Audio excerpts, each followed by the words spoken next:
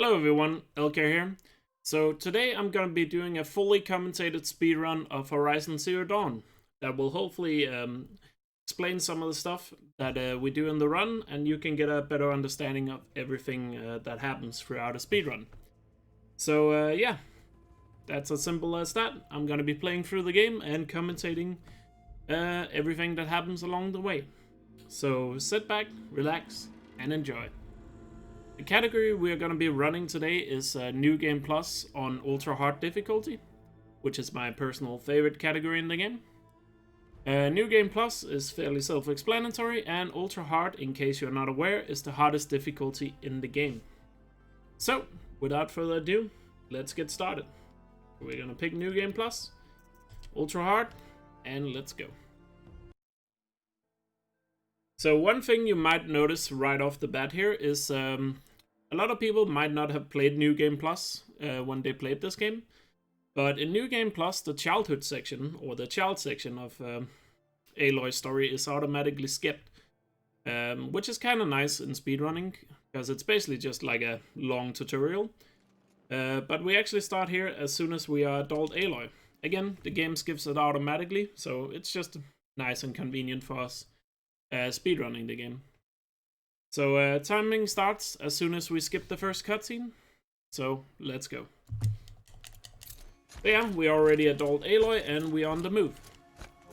You might notice here that I am rolling instead of running. That is because rolling is the fastest form of movement in the game. And for you that care a bit more about statistics on that, rolling is about 2 seconds faster for every 150 feet we travel in the game. Or the feet that the game uses as measurement.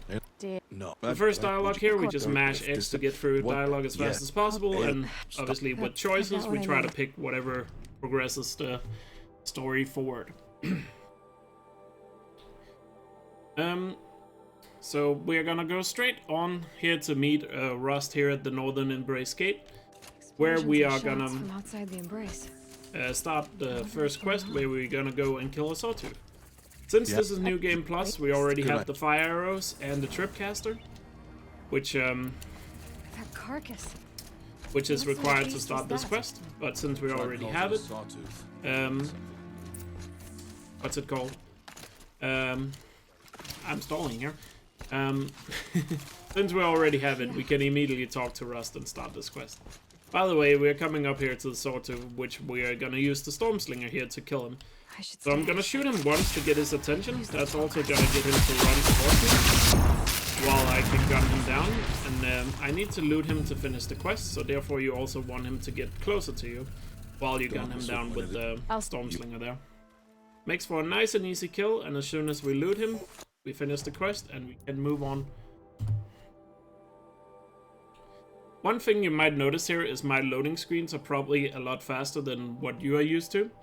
And that is because in my PS4 I have an SSD installed, which speeds up my loading times.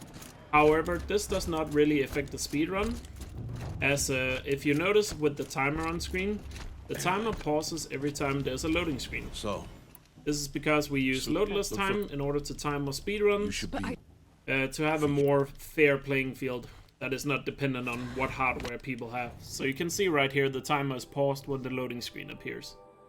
Of course, there are still some advantages to having an SSD outside of this, but for the most part, it's a fairly balanced playing field. Aloy! Now we're inside Mother's Heart here, which is basically just a small little quest that does a lot of exposition. We talk to Tep here. We already have his outfit, so we don't have to equip that. And then we can move on. So right here, since we're just going through some exposition, I can explain that I will not be covering really any of the story in this run. I'm mainly just going to be focusing on like the speedrun related things. So I guess the first thing we can cover here is the ultra hard aspect of the run.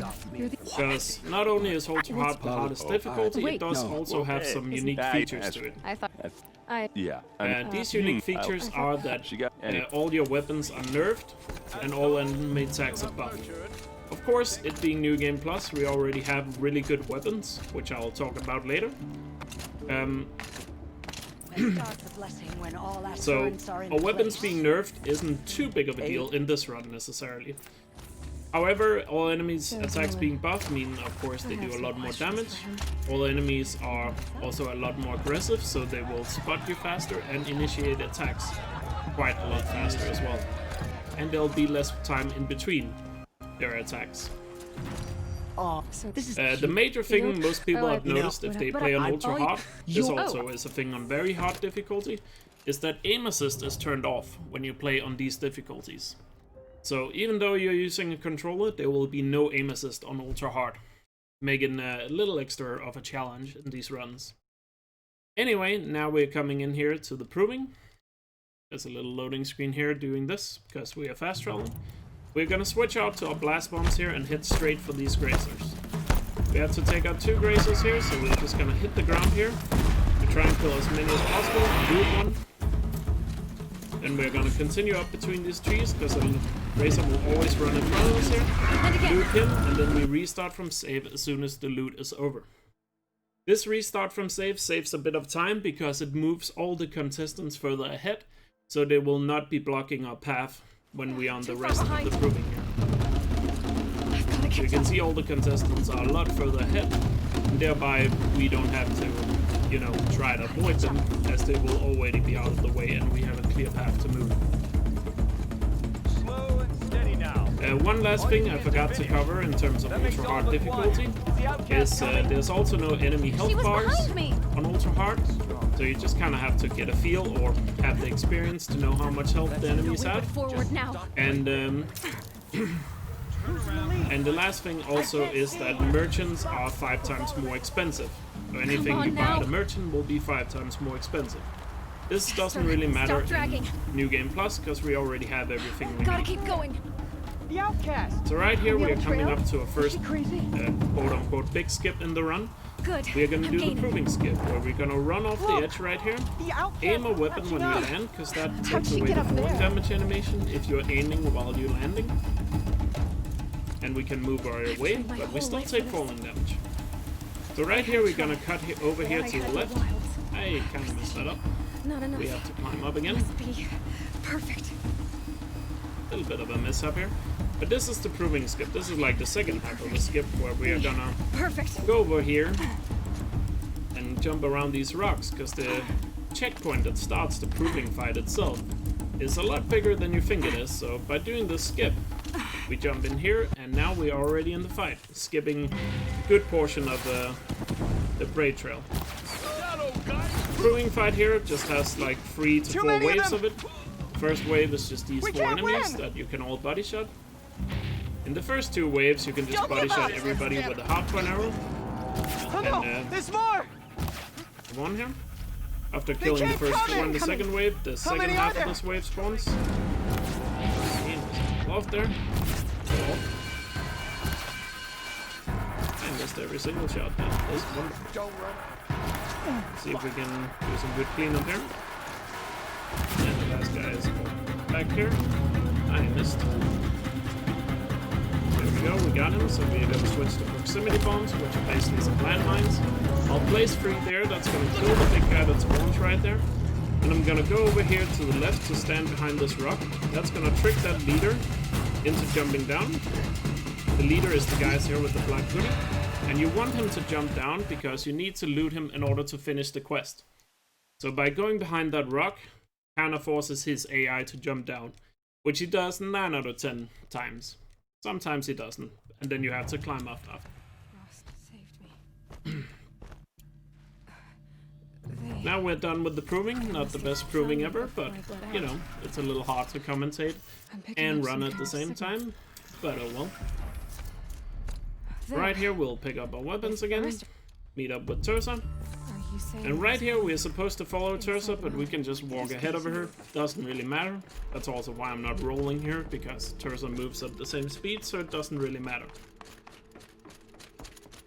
As soon as I get to this door, I turn around and just wait for her. When you stand in this hallway, it's very important you do not stand too far on the left side here, where you can block Terza's path. Because if you block Terza's path successfully, after the cutscenes here, she will be pushed a bit further back, and she will delay her dialogue by like up to 15 seconds. So if you stand too far to the left here, you can get a Terza to bug out. and you'll lose 15 seconds. You So said make the sure tribe when you is on the stand brink there of and extinction. wait for her What that you're happened? not blocking After her the path. massacre at the proving, a great war party was sent. Right here we just walk forward again, and once again we have to wait for her dialogue to end before we can leave All Mother Mountain here. How was the war party defeated? So now would be a good time to point out that most people that watch my videos here on YouTube are not subscribed, so consider subscribing, and you know, you can always regret it later. And if you like my content and the videos I upload, leaving a like on the video always helps the video get seen by more people. That would be much appreciated. Right here we are actually using, or I'm personally using the subtitles here, because you see the subtitles right now. Once the next set of subtitles appear, that's your cue to when you can leave this area. You can also listen for when the dialogue starts, but I personally prefer a visual cue over an audio cue. If any, And sometimes we just use the subtitles to know when to do things. We will soon begin. So now we're going down here to the Corruptor fight, where we're gonna fight our first Corruptor. First we're gonna do a little slide down the mountain here, which I kind of failed, but I did a backup of just aiming my weapon. It doesn't really matter. Just gotta be careful you don't mess it up too much, because then you die from that fall. But anyway, we are gonna head up here and talk to Resh, which is gonna initialize the fight. So, if you or do I and I. Get through the dialogue with him, and then we're gonna plant a lot of proximity bombs here. Basically plant the rest of the bombs you have left. You should have 9 or something like that left. Just plant as many as you can right there, because that is exactly where the Corruptor Gotta get in lands. position. Then as soon as the gate breaks open, we're gonna shoot a bomb through and hopefully kill and hit the Strider. Because you can see the Corruptor kind of jumps forward. He's gonna land exactly on the bombs, and then we can loot him while he's falling over. But Ending the fight really quickly like that. That was actually a gold split, so that was a really good fight. We're gonna whistle for a mount here as soon as we're done with the fast travel. Because you don't have to override a mount if you already have the call mount skill. Because you can see right there, the gate breaks open when you already have an overridden mount. no, if isn't. Go through the dialogue with Val and get back on the mount, so we can continue now that we're outside the embrace. Probably can't So yeah, if you can call a mount, you can just kind of skip the entire, you know, part of the game where you have to go and override one Just yourself. got bigger, but also more dangerous.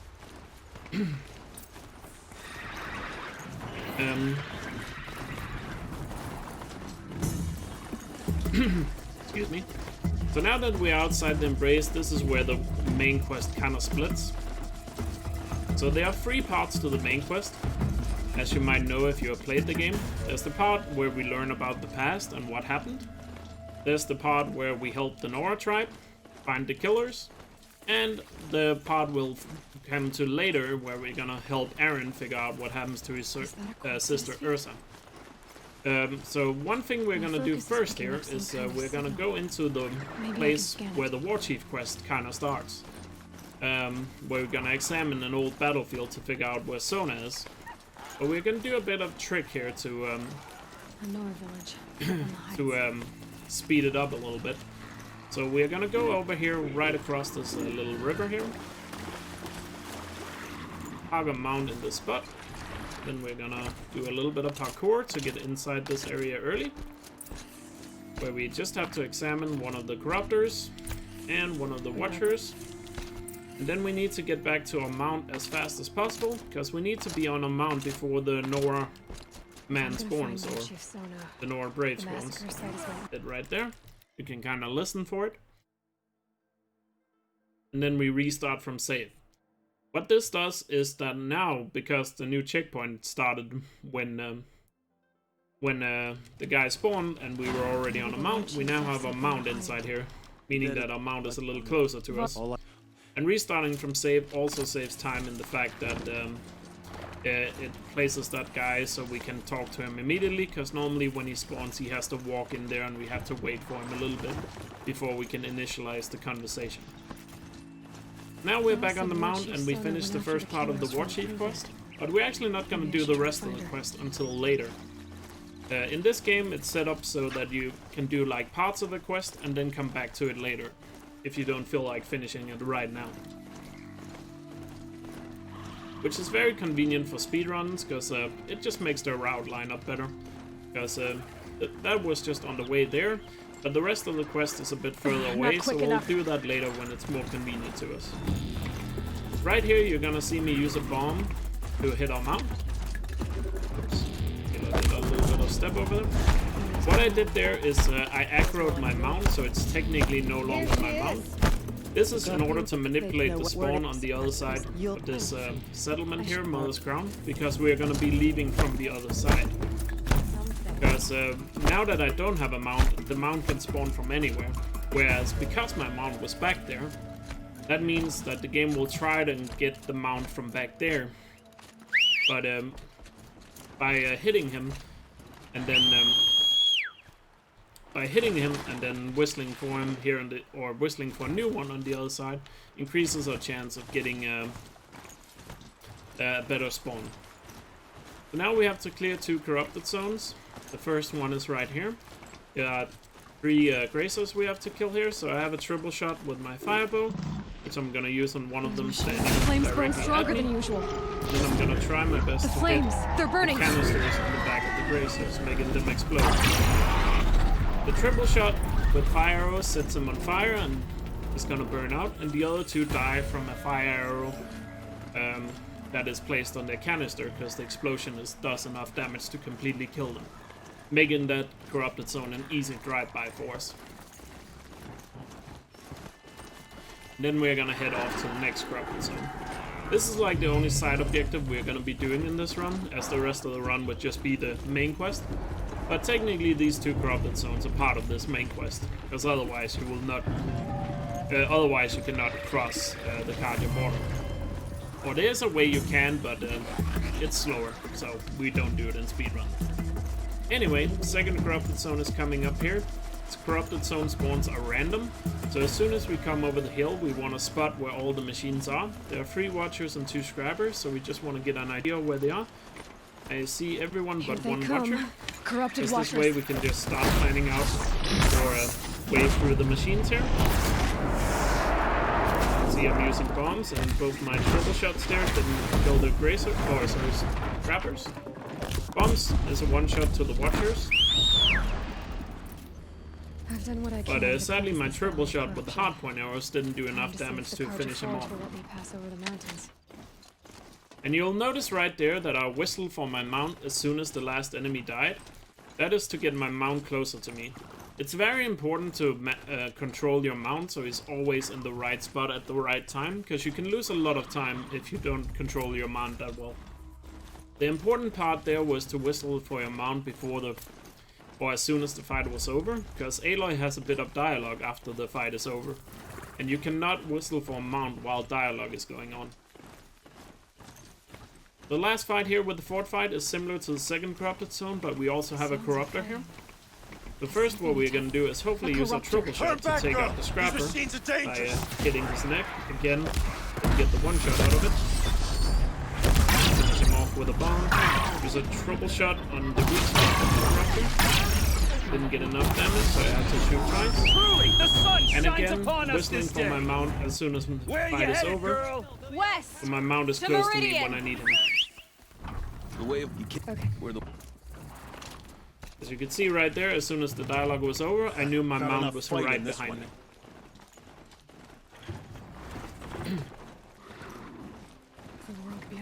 Now we're gonna be on the way to Meridian, where in this particular part of the run there's not really any combat, it's simply just traveling from A to B, giving us a nice little break after the start of the run.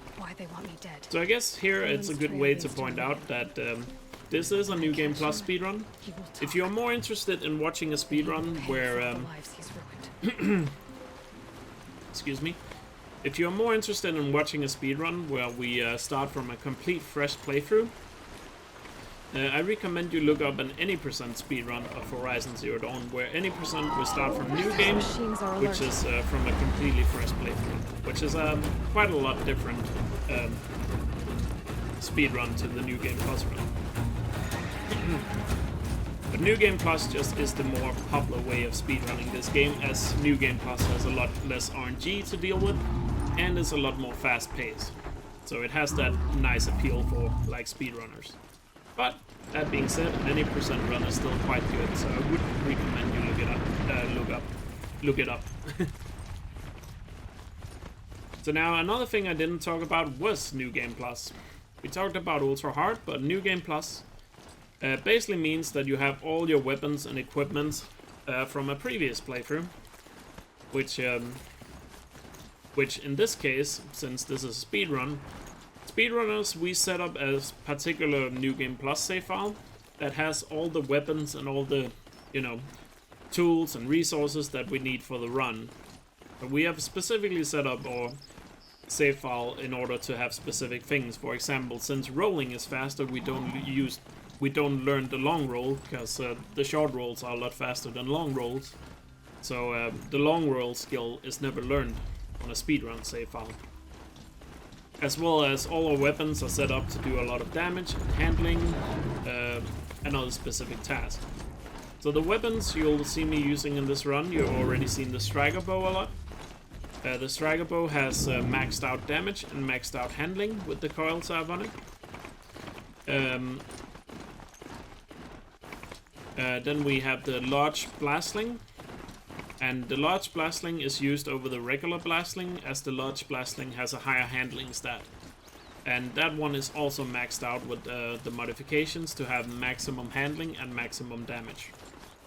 Then we used the Storm Slinger earlier, which has some coils that has good handling and damage stats on it to do a lot of damage to take out the Sawtooth. We won't be seeing it anymore this run, but that was what it was used for. Then I have two different ice rails, as a lot of people have noticed when I do these runs. One ice rail is set up to freeze enemies real quick and also has a little bit extra damage to it, because when you freeze enemies you can damage them at the same time.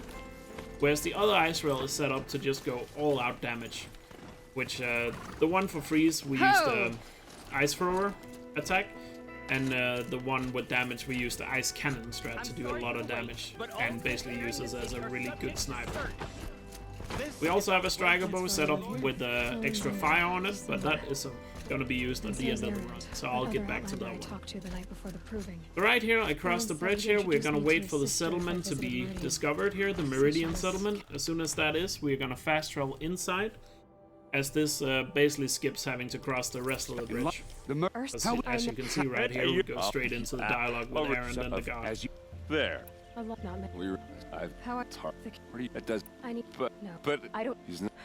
Okay. So in here, Meridian, all we have to do is go to Olin's apartment and examine it to figure out where he is. Hey, come back.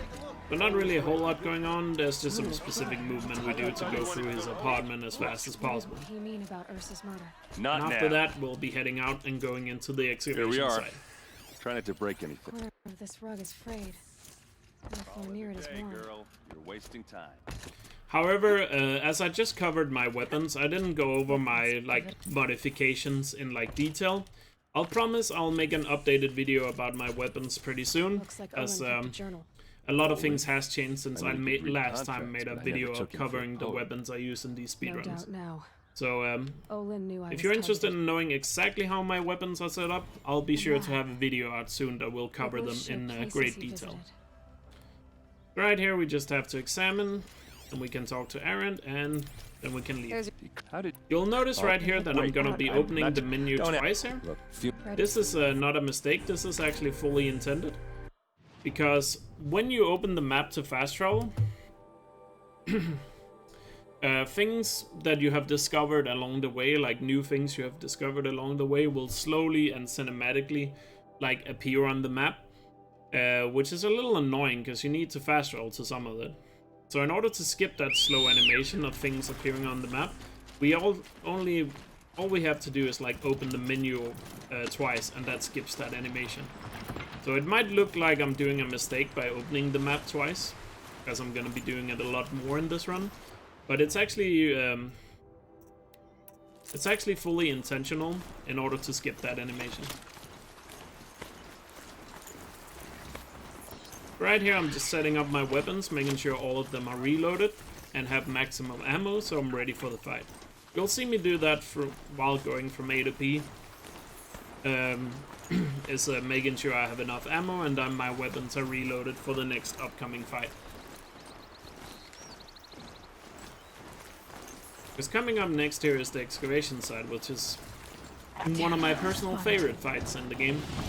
Because it is quite challenging and also, of course, quite fast-paced when we do it like this.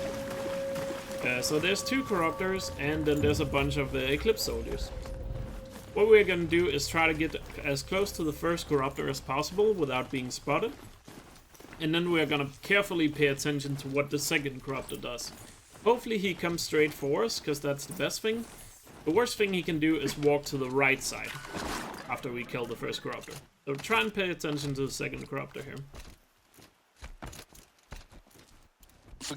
Go through the dialogue, and here we're gonna stay behind this pallet of rocks so we can get close to the first corruptor before we're spotted. Get a full freeze on him, finish him off with the ice cannon, switch the bombs, try to take out this annoying guy in front of us, and you can see there the second corruptor came straight for us. We're gonna freeze him, use our triple shot that we loaded in.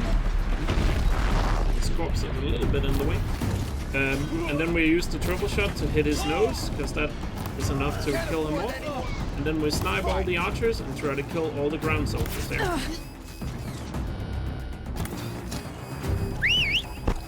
I promise. I don't. I'm the I'm not. What are They never. What do I don't. when they and you said Right here we go through the Stick dialogue such- here with and Owen. what's- And in the I won't speedrun wear it's my actually faster to let him live, because the I cutscene did. afterwards is faster.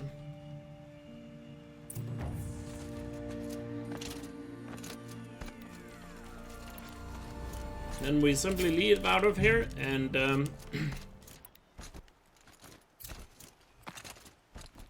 then we simply leave out of here and continue on to the next thing we're gonna do, which is gonna be the ambush.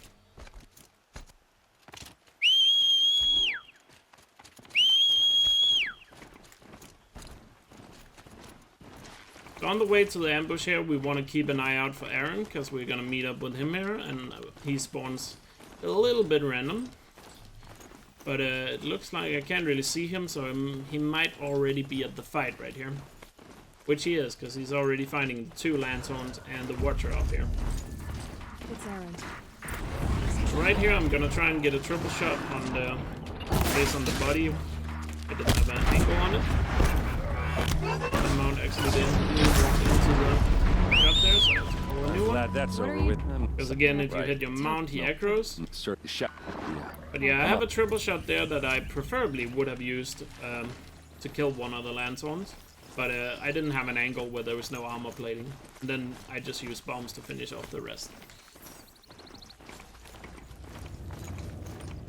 Right here, I am knocked off my mount. That is because, again, we're supposed to follow Aaron right here. But the game doesn't want us to get too far away from him. This Shadow Karja territory. But, so that's why we are knocked off the mount here.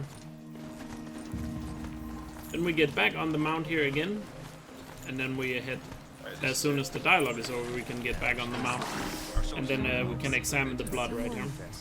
The blood here is actually the only thing you have to examine in order to progress the game. So there's a few places where you don't actually have to examine everything in order to progress. You'll only see me examine what is necessary. Then we're gonna head up here to where the fight is, and we're gonna get knocked off one more time, again for the same reason. But this time around we can jump back on the mount immediately. Why fake an ambush? But right here when the fight starts, we're gonna pay attention to the guy coming down the zipline. We want to see if he goes down the zipline, we just leave him and kill the others first. But since he didn't go down the zipline, we have to kill him immediately. This is a bug that happens on ultra hard, What's and I'll that? cover that after I kill these Ravagers, because now after all the human enemies are dead, Ravagers spawn here, which we're gonna freeze, and then hopefully get a triple shot with the hardpoint arrows right in the eyes. Because that's enough to one-shot them. This guy comes in hot. Let's see if we can get the full freeze. Boom, headshot, and he's gone. And craft some ammo before the cutscene starts, utilizing the downtime there. These look like Vanguard weapons. There's no blood on them. So the thing is, on ultra hard, there's a bug that happens where that guy doesn't come down the zip line. Accidentally got him on my mount there when I was trying to examine. Shattered. So when he doesn't come down the zip line, it's important you kill him as fast as possible with a headshot, because otherwise he'll bug out and run behind cover up there, where it's almost impossible to kill him. And a rock with blood on it. Where you either have to climb up, which is incredibly slow, or you know, try and hit him through the very small gaps you have up there. By the tripod. Right here, I'm again gonna restart from save, because that places us right next to Errand, skipping a little bit of the walking distance. As you will see here after the loading screen. Again, utilizing the fact that this game is timed loadless to, where's my mount? You know, to take advantage of what we can to skip, you know, skip as much movement as possible with those restart from saves. And then we get back on a mount and then we fast travel out of here. Now we're gonna be on our way to Maker's End. And as you notice there, when you fast travel while you're on a mount, you will have the mount after the fast travel, as long as you fast travel to a place where you can have a mount. That's why I got on my mount before I started the fast travel. You'll see that coming up later as well. Right here we have another ride to Meridian. Oh, sorry, not to Meridian, to Maker's End. So once again, we just make sure our weapons are set up, and then we're good to go. An important thing to note is when you restart from save, or if you die, all your weapons will be unloaded, and your quick menu in the bottom left corner will be set to the lure call. Also right there, I activated a campfire. If you had paid attention there to the navigation bar in the middle of the screen, you will see a campfire that turned green before I turned right to cross the desert. I went a little bit to the left to activate the campfire, because we're going to be using it later when we go to Zero Dawn. So that's why I waited to do that before I went across the desert. Because it's going to save some time later to do that. But yeah, when you restart from save or die, basically all your weapons are unloaded. So even though you can restart from save in certain places to save time, you gotta be ready to reload your weapons once again. And also switch to the quick menu so it's set up with the things you need to have in it. Now coming up is the Maker's End fight here. She's my mother. Why would there be traces of her? In this fight we're gonna have our first encounter with the Deathbringer. But this Deathbringer is, due to story reasons, quite weak, meaning that we can actually one-shot him with a very powerful ice cannon. And trust me, when we get to the very end of the run, you'll see just how powerful this ice cannon is. Stay on your present course, and before long, you'll know her as well as I do. But besides the Deathbringer, we're also gonna have 2 Watchers and again some more Eclipse Soldiers. But first, what we're gonna do is we're gonna do a little bit of a skip in order to get into the Maker's End fight a little bit early, by utilizing some of the surroundings to jump over the walls leading into the fight, and actually kill a guy before the fight even starts, as you can see right here. I'm gonna go over this rubble here, and we're gonna jump up here on the beam. An explosion. To get up here on more rubble from the old building. Jump across, and then we can jump over this beam, and now we're in the fight. And then we can kill this guy before the fight starts. Then use the ice cannon here to one-shot the Deathbringer by hitting a sweet spot. A triple shot to take out the big guy there. Then finish off the remaining soldier and the Watchers with the bombs. And then finish off these 3 archers here, preferably as fast as possible before they go behind cover. The last one did, so we are just gonna snipe him with a bomb. And as soon as the last one is dead, you wanna restart from save.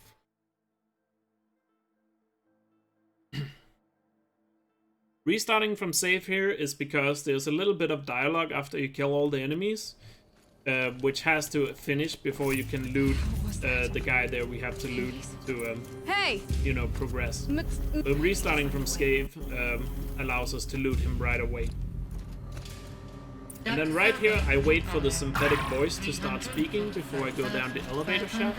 If you go down that elevator shaft before the voice starts speaking, then the game softens.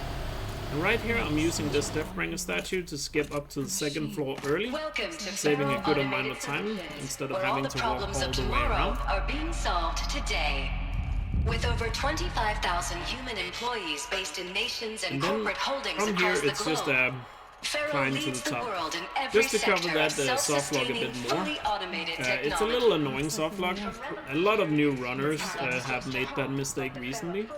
Because you would think you could just jump down the elevator shaft, but you don't realize the game is softlocked until you get to the very top here. So that's a little annoying. You can, however, notice it if you look at the game objective under Maker's End. It says go to Ted Farrow's office. It would say look for evidence of Elizabeth Sobek if the game was softlocked. So that's the way you can tell. But just wait until the voice starts before you go down the elevator shaft. Once we get to the top here of the shaft here, or the building itself, there will be some holograms that we have to watch. And sadly, there's no way to really skip them, so it does leave with a big break here in the run. Which, you know, speedrunning wise, it, would be nice to skip them, so the run would be shorter, but you could also look at it as it's a nice little break in the run, because this is a, almost 2-hour speedrun, even longer if you are like a newer runner. So having these nice, breaks in the run where you could, go out, fill your water bottle, or, go for a bathroom break, or whatever you need, or simply just, have a little 2-minute break in the middle of a run is always nice. But, who knows, maybe one day we'll find a way to skip them. But sadly, there's no way right now. And trust me, I have tried everything. But who knows, maybe a fresh pair of eyes can figure something out and find a way to skip them one day. A way up. All it takes is a few good handholds. Alright. Once we're here, we start up the board, or here, and then we craft some material or some ammo while we have the dialogue playing, and then get ready to start the first hologram by scanning it right here on the floor, or on the table, sorry. Then reload our weapons to make sure they're ready for the next one. It's been years. Where's your legal And right here you can simply just place your focus again to look at right where the second hologram is gonna spawn, and then you can just, take a rest, put the controller down, and just, wipe your hands or whatever. I'm gonna use this little break to just get a quick drink, because, it's pretty hard to commentate like this for 2 hours straight without getting some water. To get me here. So spit it out. There's a glitch. So remember, stay hydrated out there. Killer robots. Peacekeepers, yes, those. So shut them down. Obviously, Liz, we would, if we could. They're not responding. Are you telling me a swarm has gone rogue, Ted? It's worse than that. So one thing I can address here while we are watching these holograms is that I am still playing the game on the PS4. Now, this doesn't really affect the speedrun in pretty much any way, as if you look on the leaderboards, you can see that PS4 and PC still compete on the same leaderboards, as the run or the speedrun is pretty much exactly, or actually let me just say, it's exactly the same if you run on PC or PS4. There's no real difference other than, a few graphical differences. But the main reason why I'm still playing the game on PS4 is because the PC version doesn't run that well on my PC. Granted, I don't have the best PC in the world, but it's a decent PC. Sadly, the game is, at the moment, quite CPU heavy, meaning that when I try to stream while I'm doing runs, which I always stream my runs, I get it, my CPU definitely can't handle both, I guess, and therefore cause the game, especially when I'm on the mount and traveling pretty fast across the map, I get the game stutters a lot.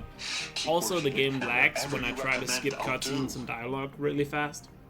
So, as of right now, I just can't skip cutscenes and dialogue as fast on PC as I can on console. So, you know, that's sadly a bit of a bummer. And by the way, this is a recorded doing PC patch 1.05. So, this might change in the future, but as of right now, that's the case. Right here is the final hologram we have to watch. And also, in case people are wondering, even if I were to run the game on PC, I would still only be using controller for this speedrun. I might use maybe the mouse and keyboard for like a few menuing things, but for the most part I would be using controller as well. So that doesn't really change anything. You might have noticed that I have the controller display on screen for this run, because I feel like people would like to see that, and hopefully somebody who might want to learn the speedrun could also learn something from watching this. You've got a choice, Ted. Right here, I'm gonna go out on the balcony, and then I'm gonna whistle for a mount. Because you might know you can't whistle for a mount if you're inside a building or settlement, but a little bit of an oversight in the development of this office here is that when you go outside on the balcony, that counts as you being outside, meaning that you can whistle for a mount and he spawns something. Then we're gonna stand here at the elevator and wait for the cut, or the hologram to end, because the dialogue with Simons will appear right here as soon as the hologram ends. You don't have to threaten me. I'll sign. What was another thing I wanted to point out? Oh yeah, the reason why I call the mount up here, it's not just to, you know, show off. It actually is faster to call your mount up here, because, as I said earlier, if you fast travel while you're on a mount, you will have the mount after the fast travel. So that's what we're gonna do right here. God forgive me. So now the hologram ends, and the dialogue with silence. We just have to get through it, and then we can move on.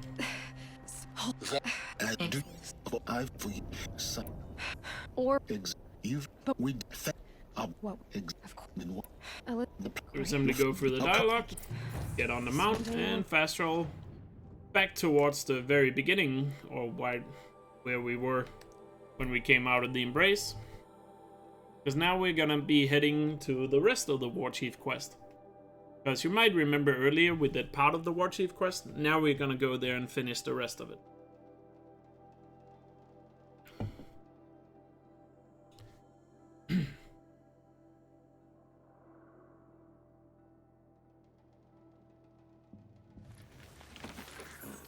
So you can see right there after the loading screen, I'm already on the mount and on my way to go.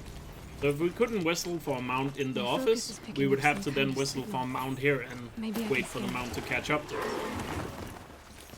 So that's the small little time save you get out of it. So now we're gonna go into what I personally call the Nora section of the run, as we're gonna do like 2 Nora quests back to back here.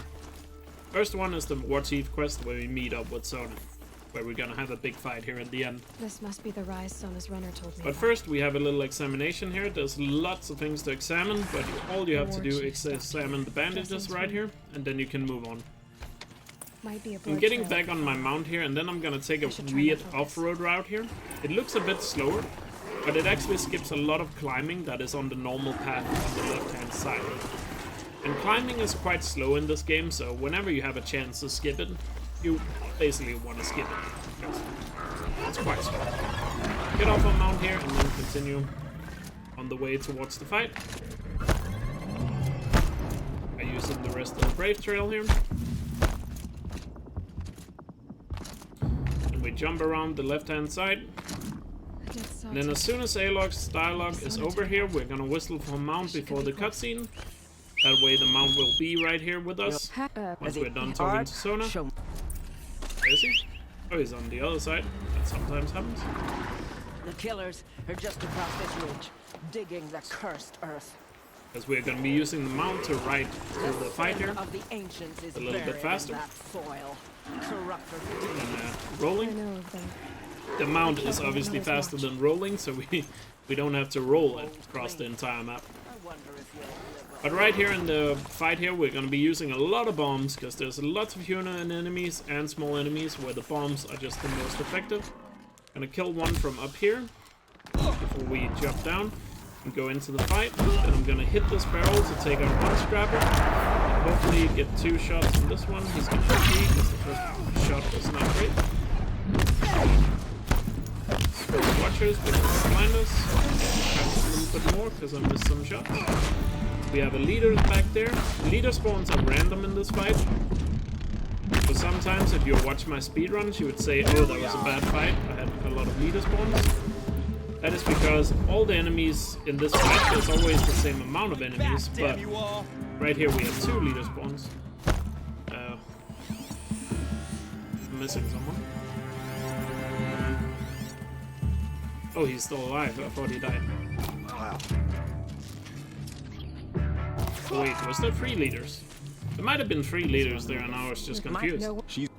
Yeah, not the cleanest fight there, because I thought everyone was dead, but apparently not. Anyway, I'm gonna scan here. But like I was saying, there's always the same amount of enemies in this fight, but some of them can appear as leaders instead of regular soldiers. And that's an issue because leaders have more health and require 2 bombs to kill instead of just 1. Which, you know, is slower because you have to shoot more, and also because it's slower, it messes up the entire flow of the fight. Right there, you might also notice I whistled for my mount and killed him. That is again for the same reason as back in Mother's Crown. It's in order to call a fresh mount as soon as I'm on the other side here. Because where I left my mount on top of that cliff is still a little bit too close to where I'm going to be whistling for a mount next. Meaning the mount will try and come from that area instead of the preferable area I want to get a faster spawn. I did a restart from save there because it just puts me a little bit closer to the exit. And then I'm gonna go down this cliff, and then I'm gonna be whistling for a mount. Also, I'm pointing the camera down. I'm not sure if I pointed this out earlier, but manipulating the camera is also a part of, you know, getting the mount to spawn correctly, as the mount will always try and spawn off camera. So you'll see me turn the camera or point the camera down to the ground in order to get a better mount spawn throughout the run. Now we're gonna be heading off towards the camps, which is part of the Revenge of the Nora quest. First here I'm gonna cut through the desert, or not the desert this time it's a forest. Because the normal route basically takes a big loop around this forest, so it's faster to cut through the forest than following the road. Because a thing I haven't mentioned yet is that the mount is a lot faster on-road than it is off-road. So for the most part you want to stick to the road, even though you might think, oh, isn't it faster to cut this corner or something? For the most part, no, unless it's a really big corner like this. Because the mount just is like almost twice as fast, if not faster, when it's on a road. And I'm gonna be going straight to the camps, because we're gonna do a little bit of a glitch or exploit, call it what you will. Because the Revenge of the Nora quest already has all the objectives spawned in, even though you haven't started the quest. Because normally you have to go to the campfire up there to my left in order to start the quest. But we can simply head down here and complete the objectives before that. Right here I'm gonna activate a campfire on my left, that's why I'm going a little off-road here, next to the tank, because that campfire is going to be used a little bit later. And then we're going to go into the first camp here, where we're going to snipe the guy looking at us, use a bomb on the watcher, switch to fire arrows, hit the barrel and back, only got 1 of them. Preferably you want to get 2 there, but it's fine. Whistle for a mount, so he is close to us again once we kill the rest of them. Finish them off with the bombs, and that clears the first camp. If the barrel hadn't been there, I didn't need to use a bomb on the last guy. Or if the barrel had killed both. Now, the reason why we complete the objectives first without starting the quest is because the main time save is that we can get to the camps a lot faster. Because we have a lot faster route compared to if we had to go to the campfire and start the quest first. And the second thing is the Nora tribe will not be here to help us with the camp, because they make the enemies move in unpredictable ways. Second camp here is going to be a little bit more stealthy, if I don't get spotted. That was kind of close. Oops. There's some shots there. Not the best shooting there today. But I'm gonna try to do this stealthy, because otherwise these enemies really like to move around if you get spotted. So if you can do it without being spotted, the enemies will be a lot more predictable. Also, before I went for the last 2 enemies there, I whistled, because that means as soon as the last 2 are dead, my mount would have caught up to me. Again, you can save so much time in this game if you just get really good at controlling your mount. So he's always close to you at the correct time. Last camp here, again, going a little bit stealthy at the start with the first 3 enemies, and then I'm intentionally gonna get spotted by this guy or make a lot of noise when I kill him with a bomb, because that way I can finish these 2 off, and then the final guy will run out of the trench because we are alerted, instead of staying down in the trench, giving me a line of sight on him. So intentionally getting spotted there gets that guy to run out of the trench. And that finishes off all 3 of the camps. And one thing that's weird with this, which is why I think it's more of a glitch, is that Val and Sona appears up here once you have cleared all the camps, even though you haven't started the quest. The game is kind of confused, so, you know. You'll also notice while I cleared the camps, there was no quest objective. Go now. So the game doesn't technically think, you know, in the background of the programming, I guess, the game doesn't think we have started the quest. But the quest is still, you know, progressing along. Right here, just gonna set up my weapons while we wait for Val. He's gonna be a little slower. Catch up. You do have a plan. Now we're heading inside the ring of metal. One downside to doing the quest like this is if you die here, there's no checkpoints. So dying while on this quest means you would lose a lot of time, or, you know, you wouldn't, or you would have to do a lot of things over. So it's a little risky, but it's worth the reward, because again, you get so much faster route to the camps, and the Nora won't be there to mess up the camps. Take my hand. Now, Ring of Metal here starts off pretty simple. We just have to run past these enemies, because you don't have to kill them. And then once we get inside, we're going to use our ice cannon to immediately take out the bellow back, and then we're going to shoot the blaze with it. And that's because the blaze inside Ring of Metal works differently compared to blaze anywhere else. Because the blaze in here is based on how much damage you do to it, and not based on fire or explosions. Meaning that we can snipe it from really far away with something like an ice cannon.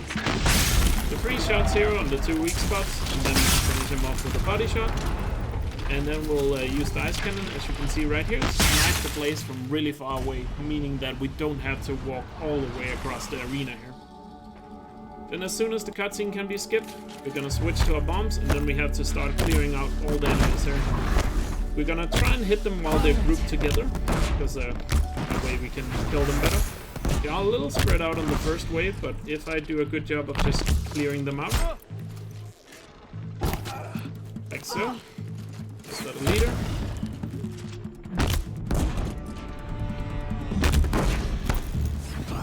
That was a little slow. Down here.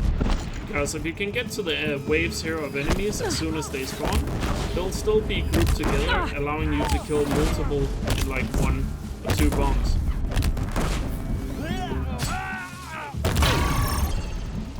So that should be all of them, and then the final wave should spawn down here. They don't always spawn in this particular way. That depends on where you are and which enemies are alive. There's the last one. Oh, there we go. Ball finished him off. Open the map twice and then refast roll. Ring of Metal is a little hard to explain like that, but essentially there are 3 waves. The first wave is already spawned in when you get there, and then 2 more waves will spawn. And the faster you do it, the more grouped together they will be. So it's important you can clear it out as fast as possible, because that way you can get some easier kills on the rest of them. Because if you're slow at the start, the entire thing is basically gonna be slow. Right here, I'm gonna save at the campfire, quick save, because that starts the quest. And because now we have completed all the objectives, the quest is simply gonna complete. So we started the quest and it instantly completed, because the game was like, you have already done everything, so that's it. And we still have to start the quest and finish it like that, because otherwise the game soft locks when we get to the eclipse basically. So you still have to finish it, but that way we can do it a little bit more convenient. Go to the campfire like that while we're already on the way to Graveport, which is the next place we're going to. Right here again we have a little bit more of a ride to get there. We're gonna be following the road for the most part, but we're gonna be cutting some corners here in a second, just because this road to Graveport is quite snake-like, so cutting a few corners to, you know, make the distance shorter is worth it here, even though, as I said, you're slower while you're off-road. Just gotta be on the lookout for machines, because it's quite easy to get knocked off machines here. If you get, you know, slowed down or stopped by some of them.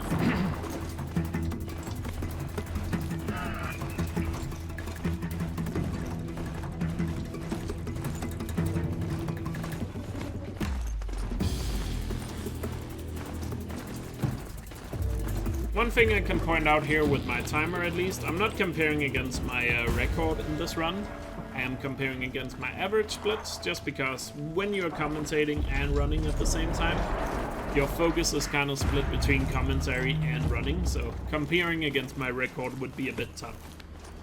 If you ever wonder what a world record is for Horizon Zero Dawn, you can find the official leaderboards at speedrun.com/HZE.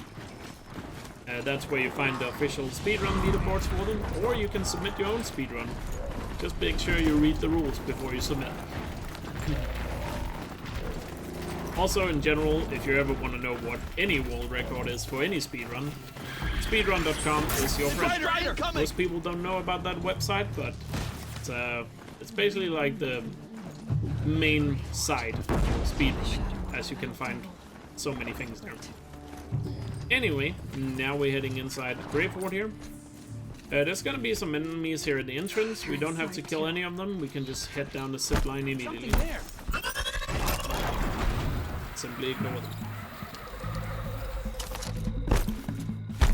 Must have been where the soldiers was this place. The furnishings were metal.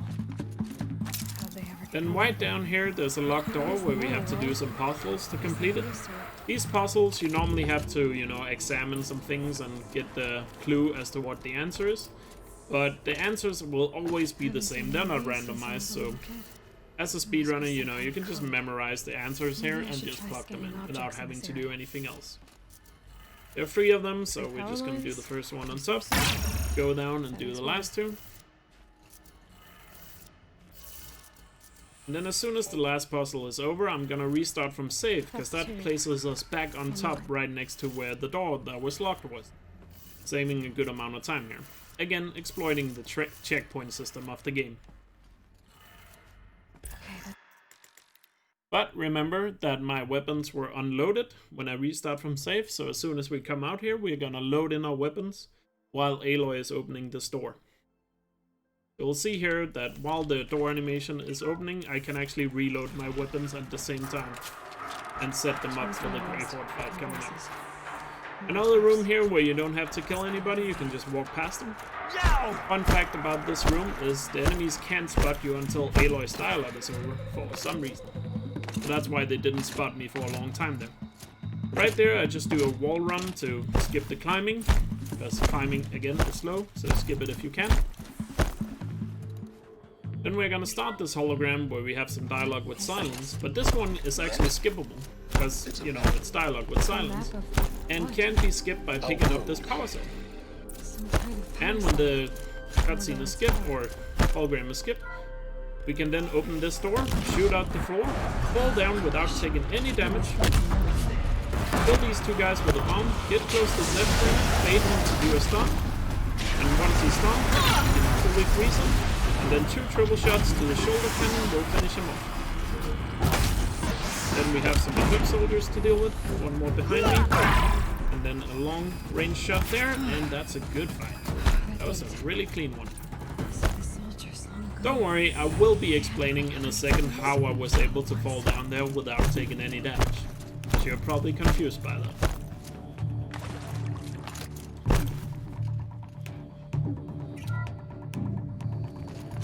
Because right here we have another hologram where which we have to watch. But an important thing here is you don't have to be in the room while a hologram is playing. You can just go back in here and get all the loot.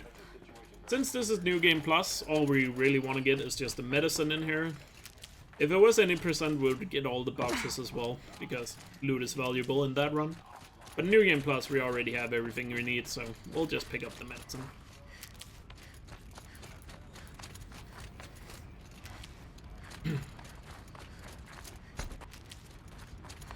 So, how did I fall down without losing any health?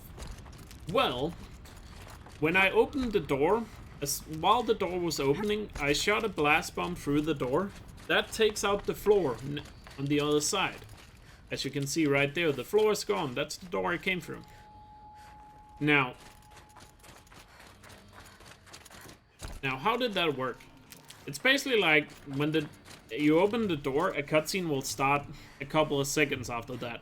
So me shooting a bomb through to destroy that floor means the floor obviously is no longer there. So, and in the cutscene that then plays, Aloy walks out onto that floor and, you know, observes what's going on. And when the cutscene ends, you're standing on that floor. But because the floor isn't there when after the cutscene is skipped, because we destroyed it, we start falling. And in this game, when you start a fall while you from a cutscene, it doesn't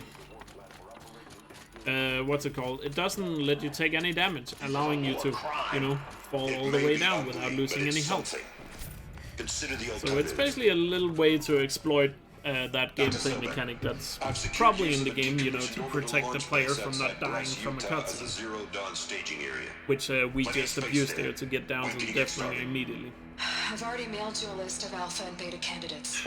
Most are foreign nationals or and the reason in the Deathbringer fight for me to wanting him to get the stomp attack is because when he does the stomp attack, he can't do any other attacks, allowing me to freeze him before he decides to shoot missiles.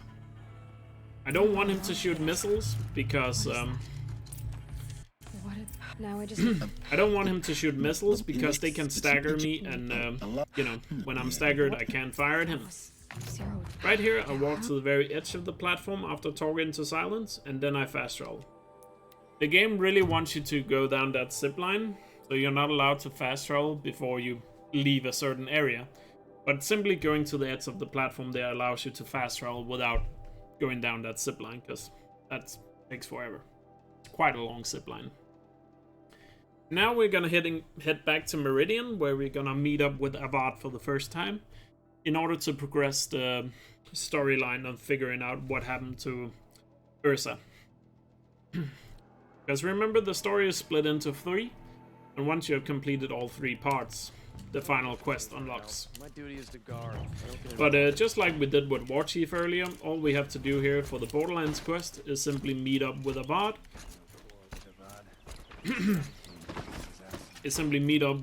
Which sets up that quest, and then we're gonna come back and do the rest later. Technically speaking, you could do this quest at any time you want, because time-wise it doesn't matter when you go to the Sun King. The reason we do it now in the speedrun is because we didn't always time the game by loadless time, and it's actually faster, you know, in real time to go to Meridian now on the way to Eclipse Base, because the loading screens depends on how far you fast travel in the game, and this is like the best spot to be there in real time. But now that we are using loadless time, it doesn't really matter. But, you know, just because we used to do it, we're still doing it here. Also, right here, you're supposed to follow Marad, but you can simply walk up to the end here, where Erend and Avad is just creepily staring in the air, and wait for Marad, because the cutscene doesn't start without him.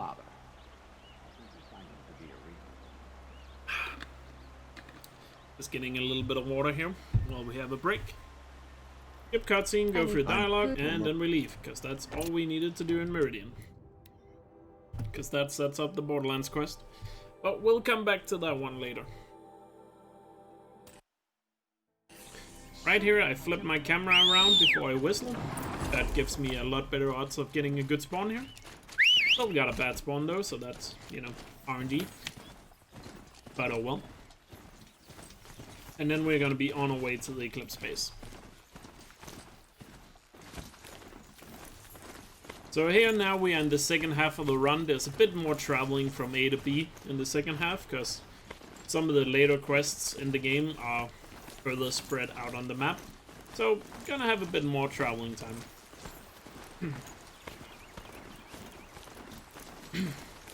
An Eclipse base is one of the unique main quests here, because we are not actually gonna kill a single enemy in Eclipse base.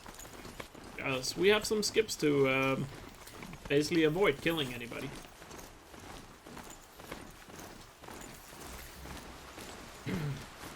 Right here, there's some machines that spawn down the hill here. As soon as I turn my corner, I need to see whether you can see the sawtooth there on the left, and then we have two bellowbacks right here. The bellowbacks are the important thing, for the most part. If they spot me early, like I think they're going to right here, they're gonna alert this other sawtooth that's over there. And since I didn't get spotted by them, they will not alert him, meaning that I can just cross the bridge without being worried about the sawtooth hitting me. Had they spotted me, the sawtooth could have attacked me, and then I had to do some different movement in order to prevent him from knocking me off. So when you're traveling from A to B, it's just important to, you know, read the enemies, what they're doing, and then try to counteract it. So you don't end up losing any time from it, or minimize the time loss if it's inevitable.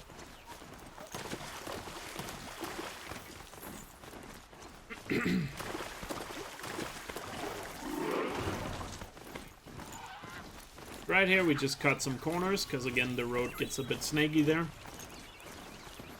In order to, you know, get more of a straight line, we just cut over the two rivers there. And then we are almost at Eclipse base. Once we get close here, there's a restart from save we're gonna do, again to exploit the checkpoint system in the game. So if you pay attention to the quest objective here, as soon as the quest objective updates, I'm restarting from save, because our checkpoint is then placed further ahead. So you saw it update right there, and I restarted from save. This is gonna place us right next to the beginning of the climbing spot for the entry to the Eclipse base.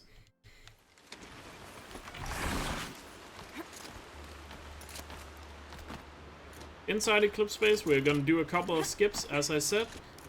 The first one is basically to skip a lot of climbing, and the second one will be to skip a big fight. Wait, that's what? Let's see what's through here. Right here, there's a bunch of enemies. I guess the game really wanted you to stealth through this section, but you can just run down the middle, make sure you don't get hit. Then up here, we're gonna use the extended environment to skip out of this area without having to do any climbing, because again, climbing is slow. I messed it up. We're basically using this root of the branch of the tree. Jump up here, and there we go. There's another area filled with scrappers. Again, we're just gonna go straight down the middle.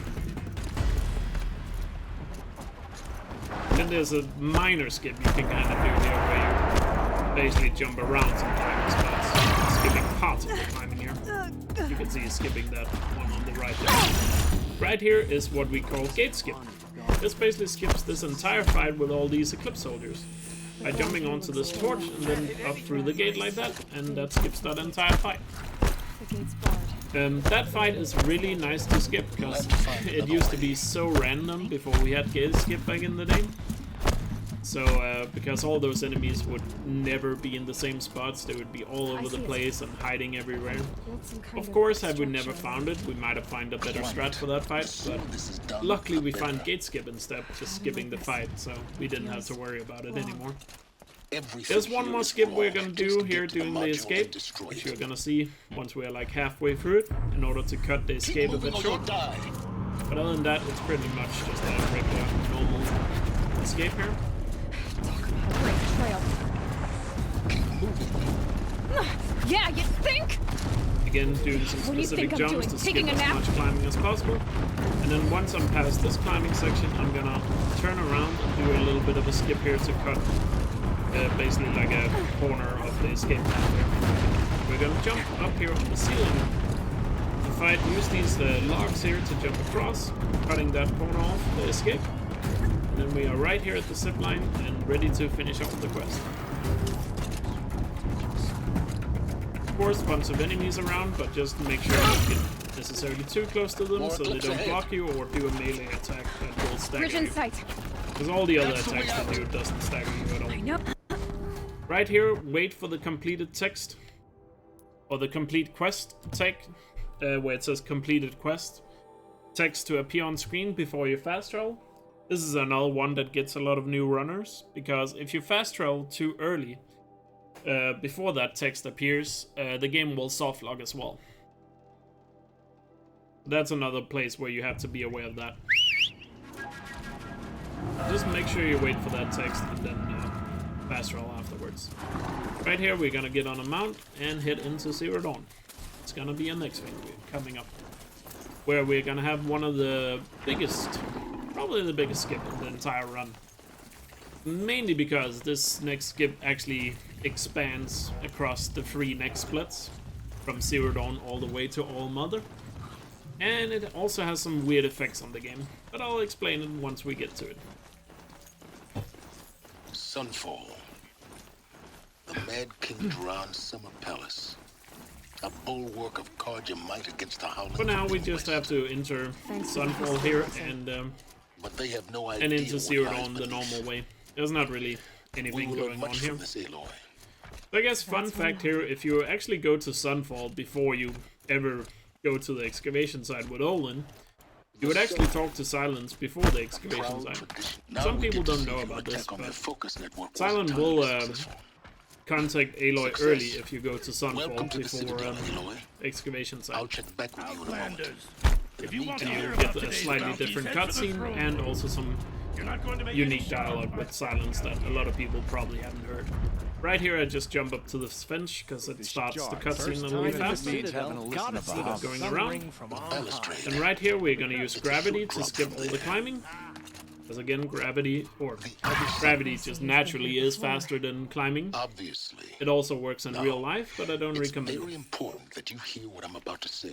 So right here, I'm setting up my weapons and making I've sure I shown have you the health way. potions ready in the quick This menu, humble because box I is can the easily point of lose a no lot of return. health with one of the fights Before in you here. descend into the depths here, you should be fully So again, committed, just utilizing some and dialogue focused. here to take No advantage, distractions. or using If the you have dialogue errands to with the run, do downtime them of the first game or to hold your peace. set up my weapons. I won't tolerate whining. Is that clear? You'll tolerate what I give you, Silence. I didn't ask you along for the ride. Once we enter Zero Dawn, again, it has a little slow start, but after that, it gets real quick, real fast, because there's lots of skips coming up here, quickly back to back. Zero Dawn. We found it. Are you ready? Please take a seat and wait for your next. Please proceed into viewing room 1 for an First, we go through this room, wait for the was this hologram or A cutscene. holographic theater. ZD01 data. We skip the cutscene and move on, and then we get into playback. the big business of Zero Dawn. That doesn't make sense. Life on Earth didn't cease to exist. He said it could not be stopped. So, the first But thing it in Zero was. Dawn, there's gonna be 3 enemies we have to kill. It's not the Somehow 3 Elizabeth enemies in the saved us. next room, it's the next room I've gotta after keep this. looking. Find out how she Because did the it. first 3 enemies here we can simply skip. But after that, there's gonna be 3 big, heavy enemies with fire cannons that we have to deal with. Kestrels. And I'm gonna be using triple got it. shots with Through my the vents. hardpoint arrows to deal with it. I can pass them, undetected. Spread out! Because a triple shot with the hardpoint arrows to the head will one-shot them. Initiating playback. We'll skip the cutscene, and then we'll move on. But these guys can do a ton of damage if you do not kill them quick enough, or if you miss the shot on the first guy, for example. It's important you do as much damage, or kill them as quickly as possible. Intruders! I'm going for the Get guy her! in the middle first, because Whatever believe you me or do, not, don't he die actually now. has the most non-shady head.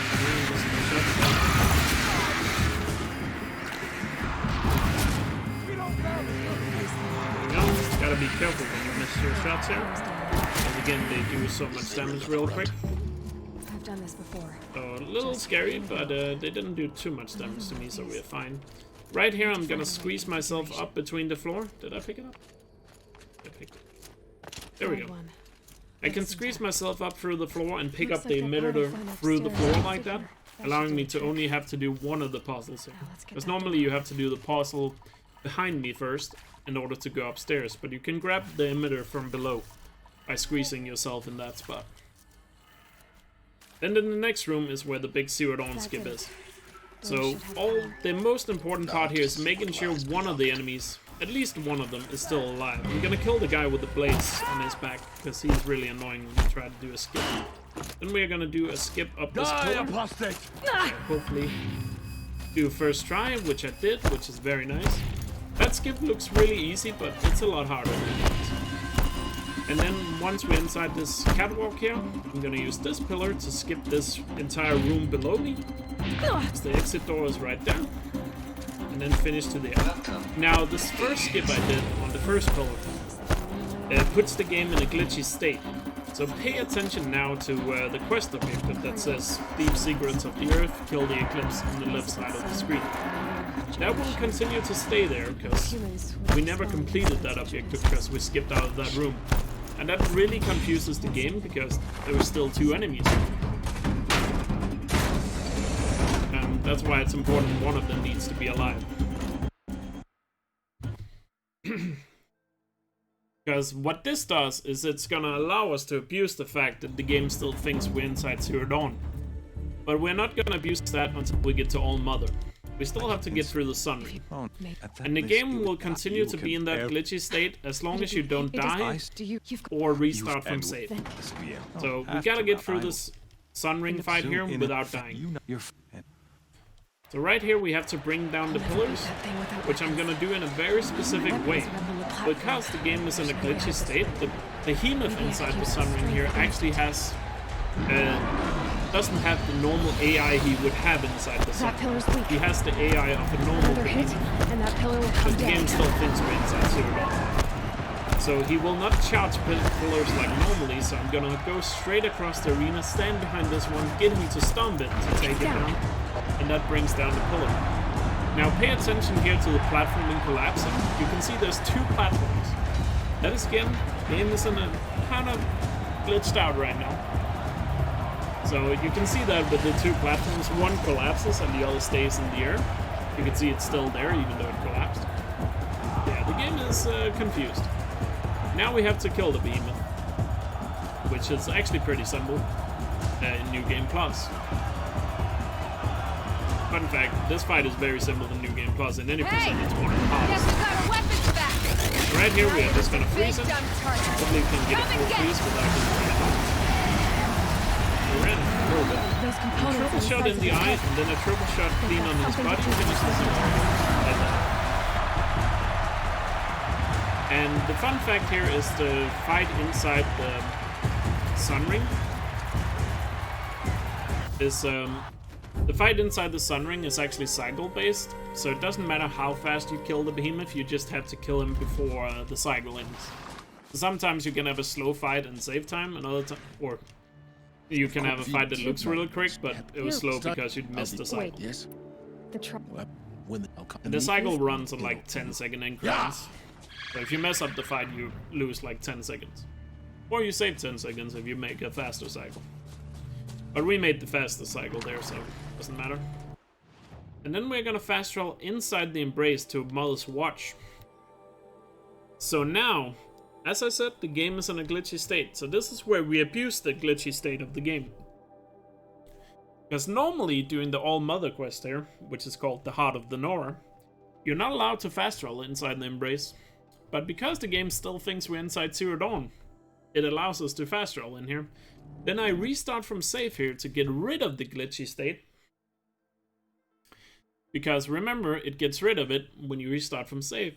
That's then gonna catch up the game, so now the game is now back and, you know, catches up and say, oh yeah, you completed those 2 quests. And it's gonna start the All Mother quest. And it starts it right where we were at the campfire. And now the All Mother quest starts while we are already inside the embrace, skipping having to travel through the entirety of the embrace. That's like the big time save of it. Now we just have to make it to the top here, where we're gonna be fighting the big bad Thunderdome. Right here, as soon as I come into the arena, I'm gonna make sure the Thunderdome spots me by shooting him. That starts the cutscene a little bit sooner, instead of waiting for Aloy's dialogue. still when alive. you are alerted by the thunderstorm. Now I need to freeze him while he is.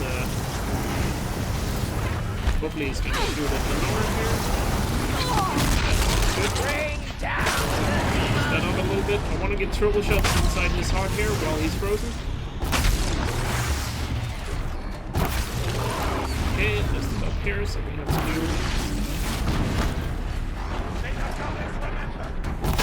Nice gun. Because you can see there, I wanted to hit directly into his exposed heart while he's frozen. When enemies are frozen, you can do so much more damage to them. That's why I'm freezing them with the heart and using hardpoint arrows, because it's a massive damage boost. And you can see how much damage there it really does to the death ring. If you do that fight correctly, you can finish that fight in like 3 triple shots. And then of course, once the Thunderjaw is dead, you just clean up the Eclipse with the bombs. Then find Val, talk to him, and progress. The rest of the quest here is fairly straightforward. Not really anything going on. We just have to go through Elkjaer 9. Then we're gonna be heading off to Borderlands after this. Right there, when I went down that hallway, I actually hugged the right side of the hallway, you might have noticed. That is because the matriarchs won't talk to us until Resh or Tep's dialogue is over. And hugging the right side of the hallway there gives you Resh's dialogue, and it's a lot faster than Tep's dialogue, allowing you to talk to the matriarchs a lot earlier. Or a little faster. Right here, we again just head through Elkjaer 9. Not much going on. And then we're gonna be on our way to the Borderlands quest, which is the one we set up earlier when we were in Meridian. Welcome to the Lyceum. So, what was this place exactly? The dream of Apollo. Never realized. Why not? Priority control access. Identiscan malfunction rectified. Elkjaer 9. Group 1 access unsealed.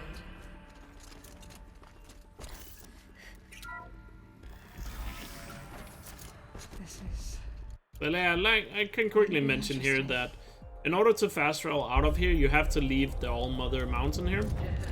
That's why I'm not fast traveling right away, because again, you're not allowed to. I guess the developers really doesn't want you to skip a lot of the dialogue there, because you can basically speak to every character in here and get a good amount of dialogue. So you have to get outside here, but as soon as you're touching the outside, you can open the map and then fast travel to the campfire up here next to the hunting ground, which is gonna lead us to the Borderlands quest. Let me quickly grab some water while we have time.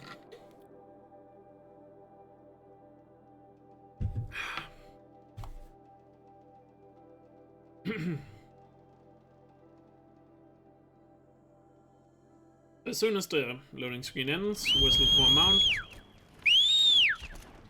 And we craft hardpoint arrows, because we're gonna be using a lot of those when we get to the actual fight in the Borderlands quest.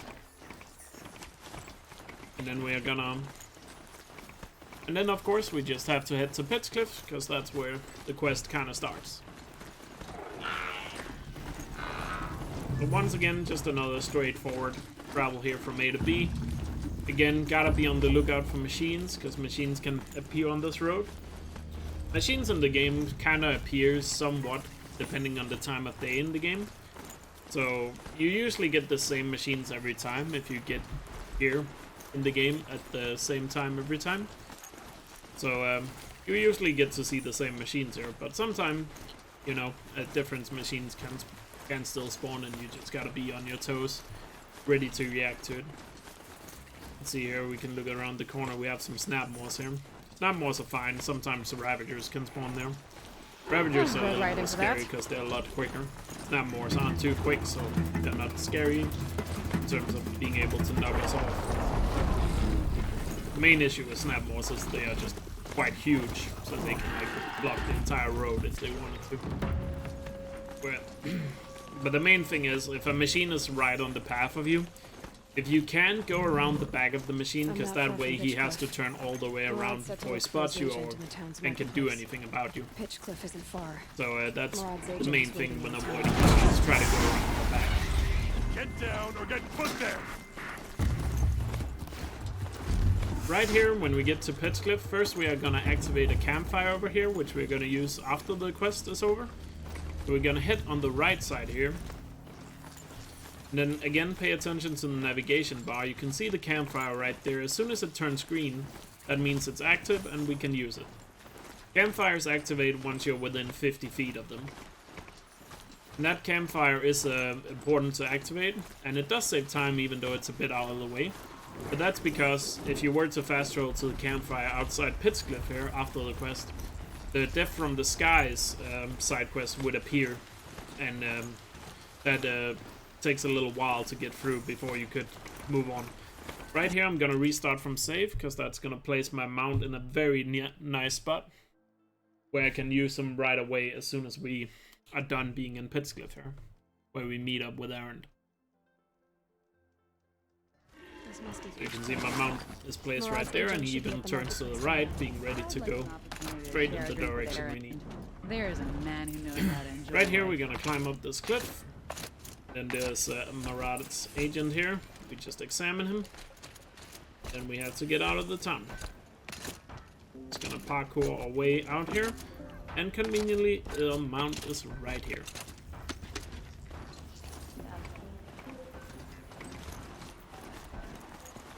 Then once again here, there's some machines here that can be on your way when you are on the way to the workshop, where the fight is gonna be. So make sure you get past all the enemies, or keep an eye out for the machines here. We see one snap right on the road that can be a little bit of an issue. Hopefully I can squeeze by. I don't think this is a bit of an issue, so... Yep. I tried to squeeze through on that side, but completely backfired.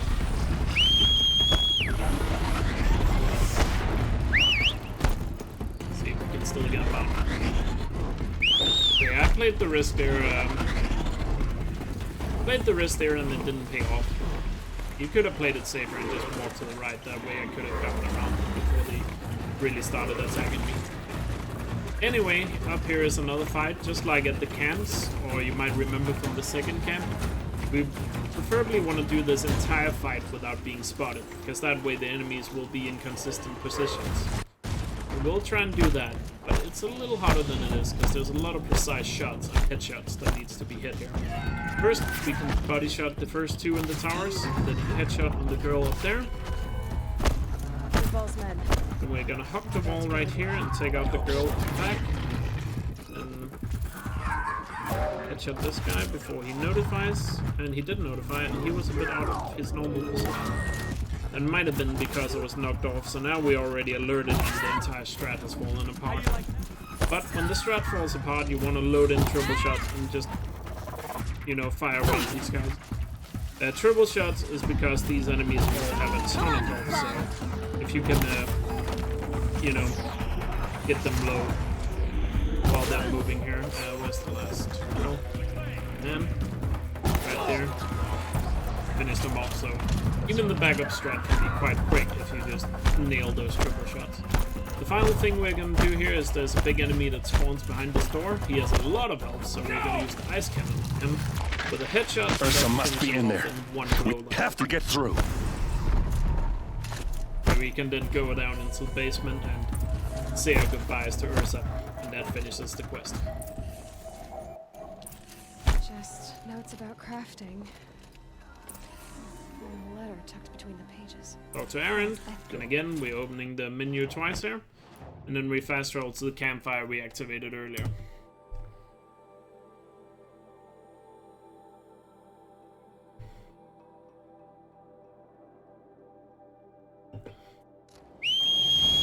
Whistle for a mount here, once we're on the other side, or up the loading screen.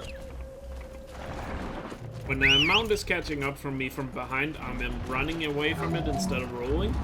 Rolling would be faster, but at the same time I also want my mount to catch up, so that's why I'm running away from him. In order to give him a slightly better chance of catching up to me. Now we're gonna be headed to Gaia Prime. This is another one of the quests where we don't actually kill anything. Quite in fact, we don't actually get to see a single enemy. And you might be thinking, in your normal playthrough, you probably saw all the enemies that are guarding Gaia Prime, including the massive Stormbird. Well, we have ways of skipping that. So you'll see, we're gonna get a way over the mountain that basically skips all the enemies.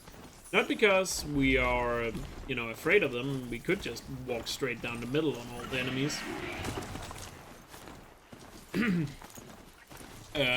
And, you know, most likely survive because we still have a ton of health potions and all that. But the main reason we do it is it's actually faster to skip it. So, yeah. If you have trouble getting to Gaia Prime because of all the machines there, used to skip I'm about to skip here I'm about to show. Ferocious machines prowl. So first we are just gonna get up here. We are gonna use a bit of an alternative climbing here, because normal climbing is slow. So what else is new? So we're just gonna maneuver our way here, or Skyrim our way up the mountain here. And we're gonna go to the backside here. Stalkers in the open. Climb up this pillar here. Watchers on the other side. Like so. Jump over here into this crevice, where we can then jump up here. And continue our way up the mountain. This way you skip all the enemies here, because normally there's a lot of stalkers, and then after that there's a bunch of glinthogs in the second area, and then the Stormbird at the end. Well, we skip all of that by following this specific path over the mountain. And it's actually faster than just running down the middle on the normal path. And the main reason is also it's a lot more consistent, because when you run down the middle you can get hit by machines which stagger you and slow you down. So avoiding them is not only faster, it's also a lot more consistent. Especially the Stormbird has a tendency to always hit you.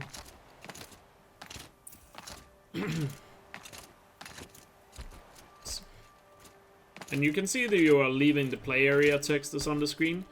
It's actually not time-based. Some people think it's based on time, but it's not. It's just a matter of not getting too far out of bounds. It's just a warning that if I were to go further out of bounds than this, it would send me back, but I never actually go too far out of bounds, so it's not a worry. Right here, as soon as I get down, I'll whistle for a mount, so we can ride the rest of the ring. And this is actually the area where the Stormbird is. But the Stormbird spawns once you have watched the cutscene, but we actually went around the cutscene trigger for the Stormbird, so it never spawns. And you don't actually have to kill anything on the way to Gaia Prime here. That's how you get inside without seeing a single machine.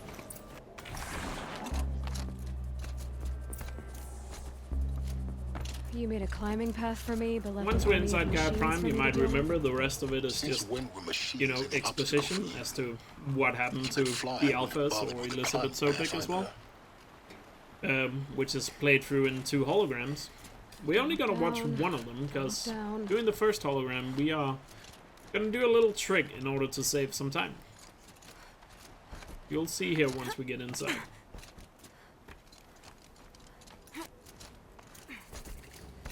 This is exactly the kind of...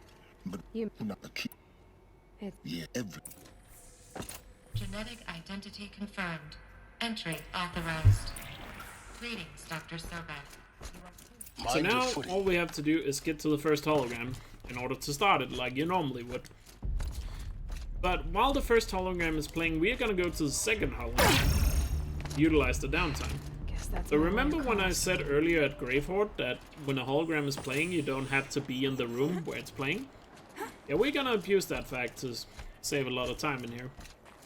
Gaia Prime used to be probably the, or it was the most boring split in the entire speedrun. Some would probably argue it still is. Because back in the day before we had this skip, we actually had to watch both the holograms. But we have now found a way to not skip the hologram, but have things to do, at least during the first hologram.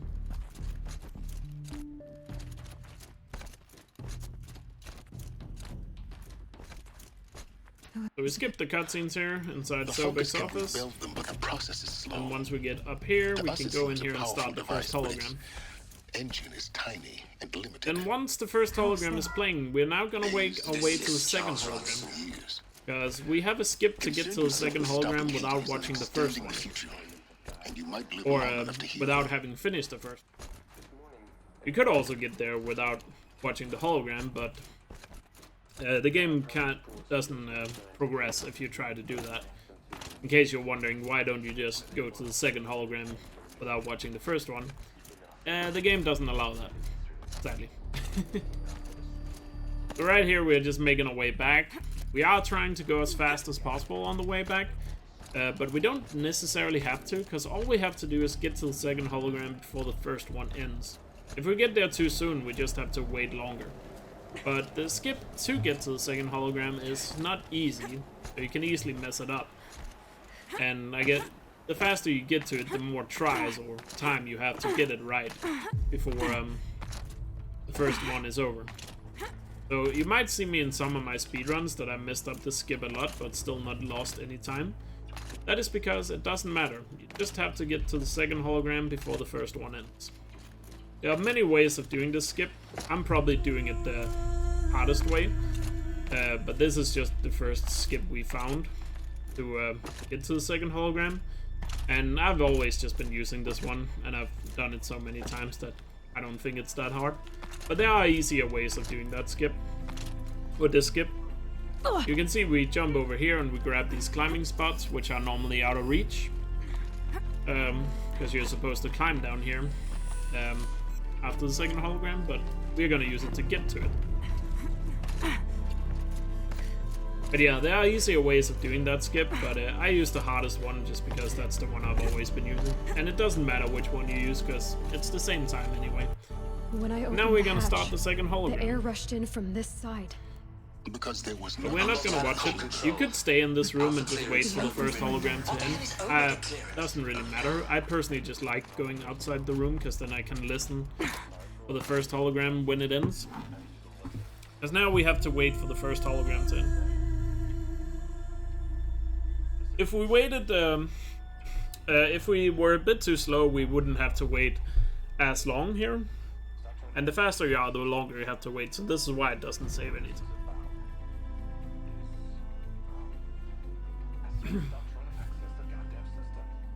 And right now we are just waiting for it to end. You could see right there, as soon as the quest objective changes, that means the hologram has ended. Then we restart from save, because when the first hologram finishes, that places our checkpoint back at the first one, because we still need to talk to Silence afterwards. That's... She doesn't...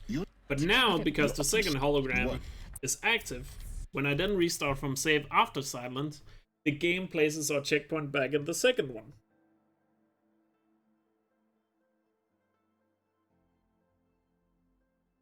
So now we have to watch the second hologram here. I'm locked out of core control.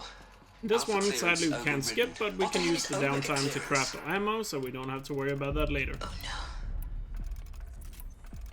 no. Alpha personnel. So you might be wondering, well, how does Sorry that to exactly alarm you, save time? Because you still I need you to technically listen, watch both the okay? holograms. To what I'm And about you would to be say. right, thinking that way, but the time save comes from not that we go to the second hologram while the first one is playing. Because normally you would have to... Please. Stop trying to access the system, okay? Normally you would have to do that after the See what hologram, this is about so it basically saves that time.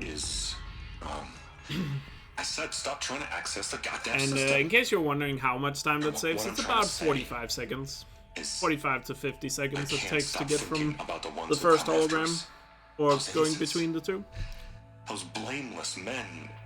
And Now we of women. course just wait for the hologram to gonna be give them over, so knowledge. I guess you can enjoy this Look, it's little a TED gift. talk here while I get some water. Ted, we've talked about this before. Apollo has 3,000 plus fail-safe conditions. It's not a gift, it's a disease. They're the cure, and we're gonna give them the disease. Our disease? No, we can't. And it's not too late.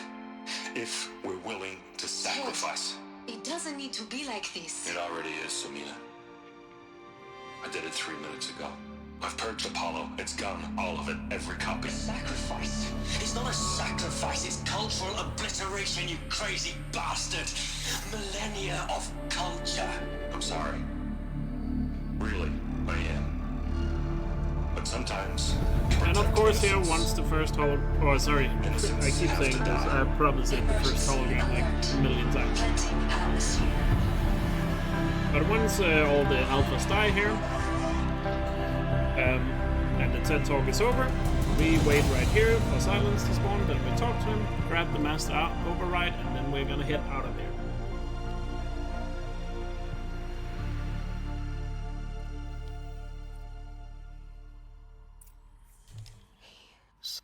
Like The world not a Talk to silence, grab the master override, and then head back to the workshop.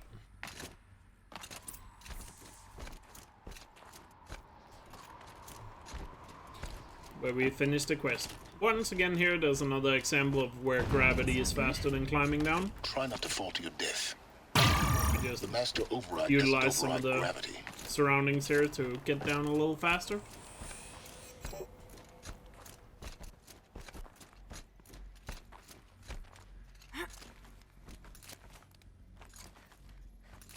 And we climb back up here, then inside the workshop, of course we meet with silence, finish his dialogue, and end the quest. For I would but some the truth. I help because when I know we yeah. So how I'm taking then oh. Grab the spear, and then we fast travel back to Meridian, where the end of the game takes place. So now we only have one more quest to finish before the final quest unlocks, which is the derval quest, where he attacks the city. Which is just conveniently taking place right next to where the final quest ends, so that's why we end on this quest. Before going into the last one. Right after the loading screen ends, we're gonna head to the palace, where we need to meet up with Avad and the gang. But there's actually a big time save here from the restart from checkpoint, so once again pay attention to the quest objective. It's gonna update right there, we restart from save, and that's gonna place us all the way inside the palace, right next to Avad and Erend. Saving a ton of time here.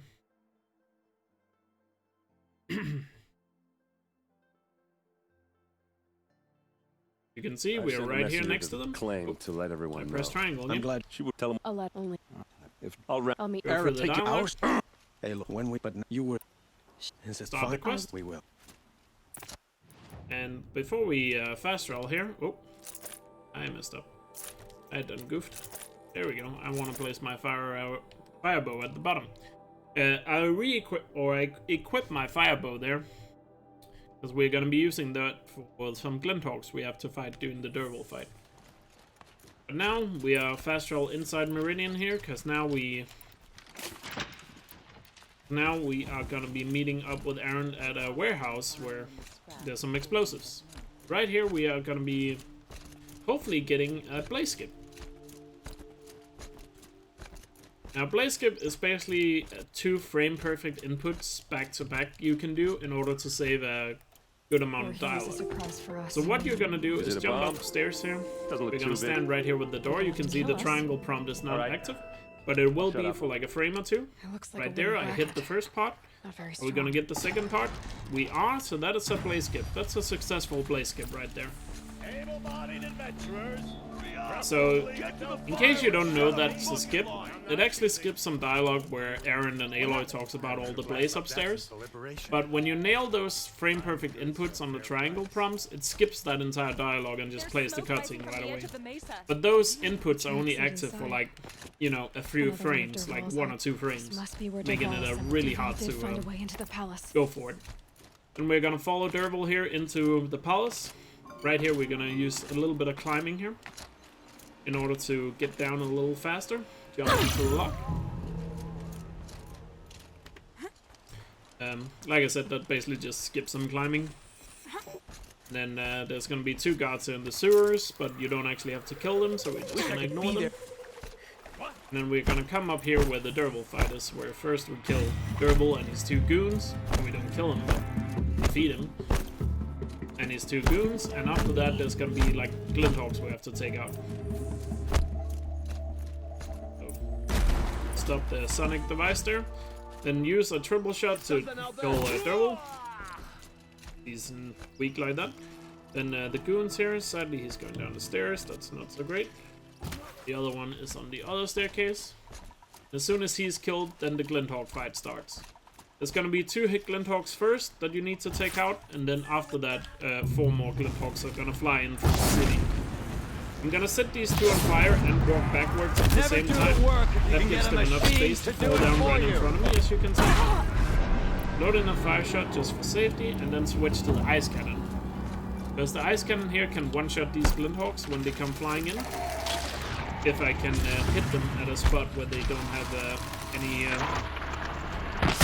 armor on. I missed the first one there. There we go. So you want to see me get 450 damage when I hit the Glinthawks here. Oh, missed as well, so yeah, finish him off with bombs. So you can one-shot them if you hit their clean body shots on them. But it's a little hard. I usually aim for the tail. We got it on the last 2 there, so that's pretty good. Get ready to talk to derval once they're done. Then finish off the dialogue and finish the quest. You can see if you can hit 4 clean shots with the ice cannon there, you can finish them off really quickly. Back upstairs, meet up with Aaron, and finish the quest. Oh, sorry, Abad.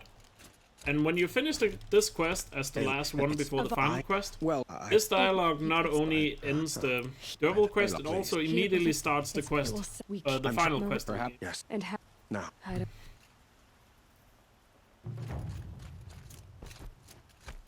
Because they sync up like that. That's another reason why we finish on the derval quest.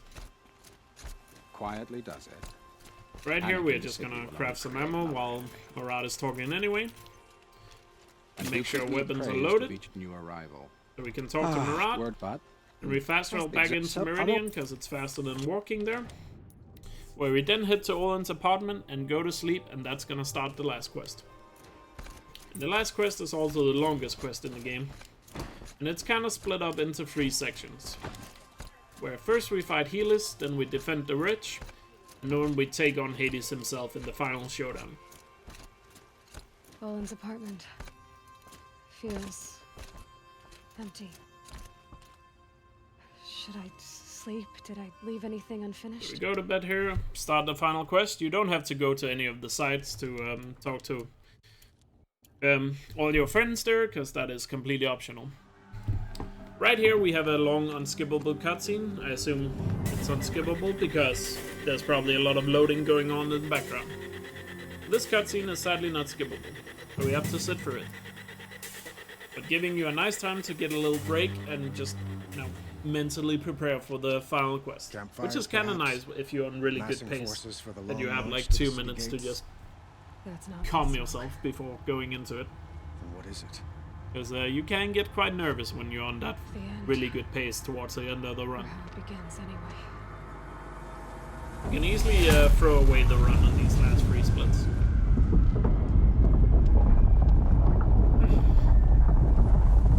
And on these first 2 splits, you're gonna see the power of the ice cannon and just how powerful it is. Both on healers and Ridge defense. But a fun meme we have here on my stream is whenever we get to this cutscene is we're gonna see the glorious upskirt shot. I think everybody is looking forward to. And probably the main reason why most people are watching my streams to the guns. Is to get that upskirt shot. Now! But the healers fight, I guess I can explain that while the cutscene is playing. Because the fight is pretty quick if it goes well. I'm gonna be using the ice cannon to kill healers in 2 shots. I have to hit 2 headshots on him with the ice cannon to finish him off. By the way, here comes the upskirt shot, by the way.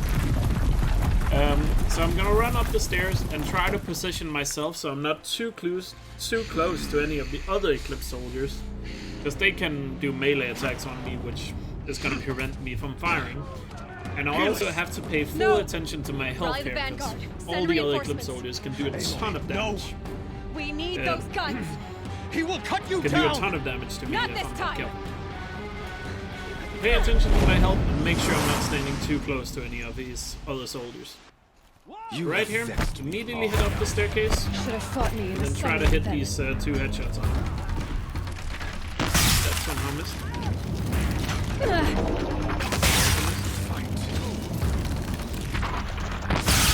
Headshot.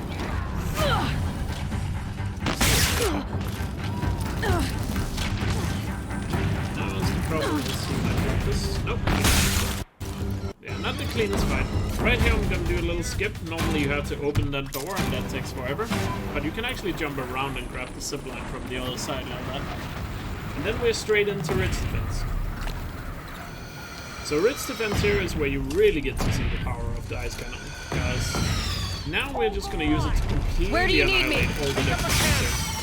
Because it turns out the ice cannon here is pretty much just superior to the Hologram cannon.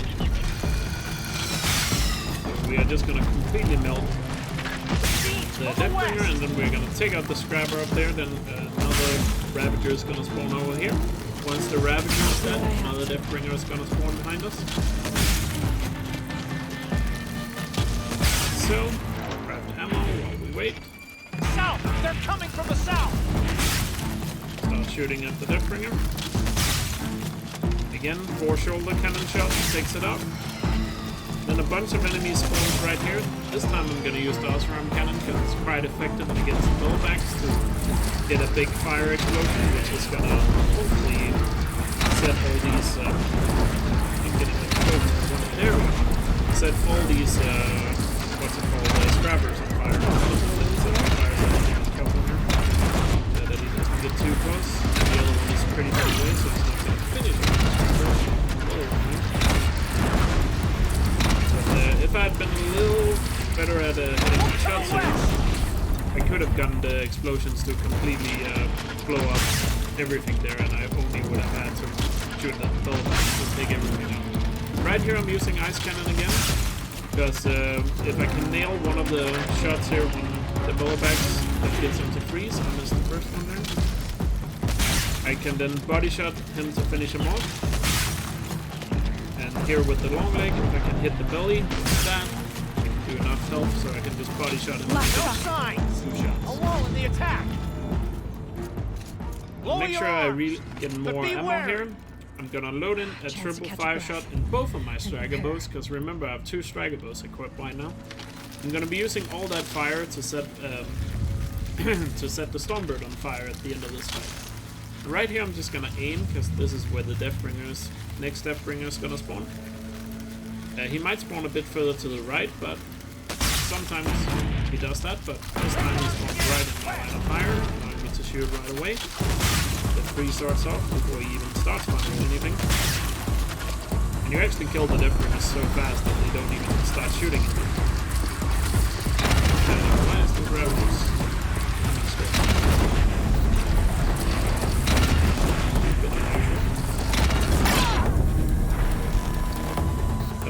Me up. Normally he doesn't get that close to me here. But I won't. Clear out those enemies fast enough. Finish off those and get ready to see if I can snipe one of the Glinthawks before they get close. I'm gonna wait a little bit because if I shoot them too early, they might glitch out. Which they didn't, but they managed to finish them off.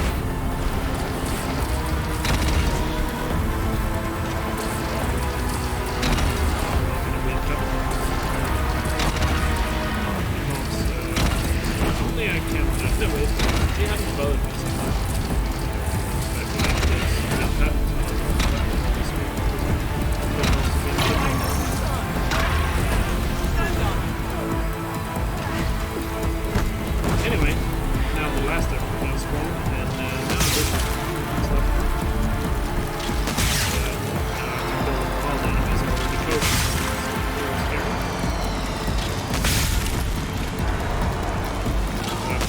Now get back to my Osram cannon here. It's firing on your platform! And I'll try and kill the one before he gets too close. Yeah, he got too close, so he's gonna blow me off my gun.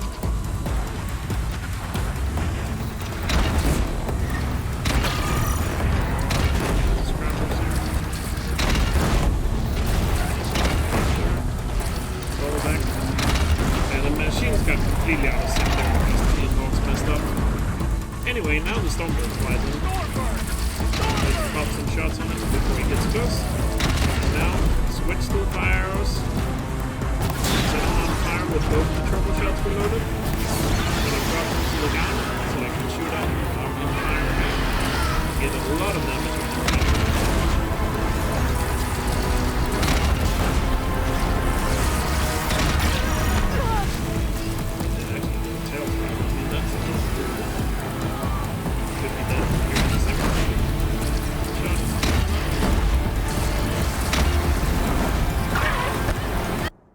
he's dead, I'm gonna switch out my firebow again for my freeze ice roll. Use that towards the end there, or for the final fight. And that finishes off the Ridge Defense. Not the cleanest Ridge Defense ever, because as you can see, once you mess up a little bit, the entire thing gets out of sync, because enemies spawn. Not when the next wave doesn't spawn once you have cleared one wave, it actually spawns once, what's it called? It spawns once, once a certain amount of enemies has been spawned. So if you fall out of sync and can't finish off like the last part of a wave, the next wave has already spawned and the timing just falls a bit off there, as you saw. This cutscene is also unskippable, so we have to watch it. But now all that's left is the final fight with Hades himself. Or the Hades Deathbringer. Aloy! Aloy! Aloy! Tab? My own mother, you survived. I thought you were killed. The others, are they? No. Wounded, but alive, mostly. But first we have to get up there. We don't have to kill anything on the way. The only thing that's left to kill in this run is the Deathbringer itself. Take care of the others, Tab. I've gotta go. Let's heal ourselves up and start making our way up there. First we of course have to go through the burning Meridian village here. Wait for the elevators to come crashing down before we can progress.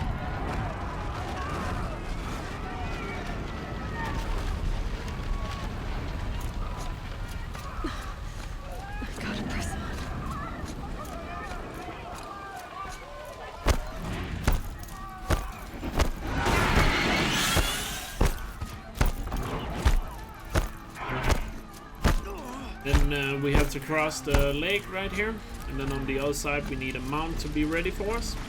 So we're gonna point our camera down right here, and once right before we get to shore we're gonna whistle, and then hopefully our mount is gonna catch up real quick here. Probably whistled a little bit late there. Could have gotten a better spawn if I whistled earlier, I'm pretty sure. And then start making our way up here to the fight. It's faster to have a mount here for the first part of the plateau here. Gonna be a cutscene there we need to skip. And then after that there's only like a few climbing skips left, and then we are gonna be at the final fight. Baron's Vanguard. I have to get up there. Get off mount here. Over this climb. And right up here we're gonna skip a lot of climbing here by going on top of this railing. And jump to the middle block here and then jump a little to the right there. That skips that entire climbing section there. Because again, climbing is slow. So skip it. So no holding Then back. coming up here we're gonna meet up with our companions here. Go through the dialogue, and immediately once this is over we again restart from save one more last time, because this places us right atop where the final fight starts. And in the final fight, again, it's a Deathbringer fight, so it's going to be very similar to the Grave Horde one, except this one has a ton more health, so we have to fight him for a little bit longer. But again, get my ice rail reloaded and start freezing him. Get close so he does a stomp attack. That way he's going to delay his missiles a little bit. Another way to delay his missiles is also to continually walk, on the side of him. And not stand still. You want to continuously walk from left to right. And then I'm gonna hit 3 shots on each of the shoulder cannons. I think I hit 4 in the first one. There we go, finishing them off. My way's clear. It's down! System threat. As soon as you first try and go up here to purge Hades, that is when the run ends.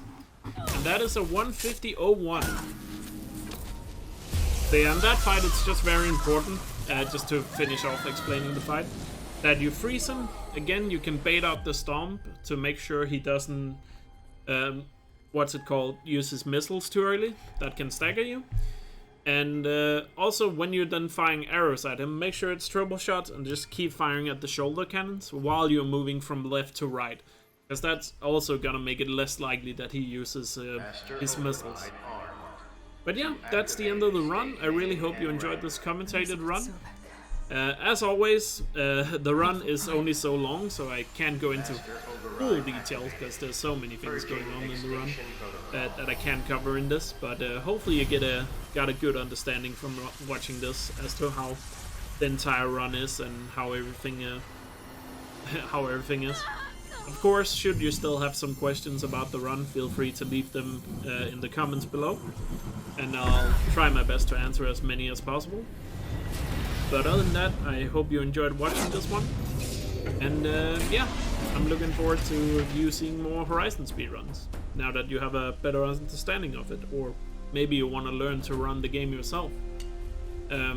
If you are interested in learning how to speedrun Horizon Zero Dawn, we do have a Discord server for Horizon runners that you can join, where we basically, it's the best place to get started because there are plenty of people there that will help you out with everything and all that.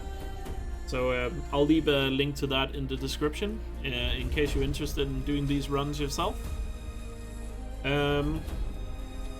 And yeah, I guess that's about it. And if you're interested in watching more speedruns, of course, like I said earlier, sub to my YouTube channel here or come to my stream.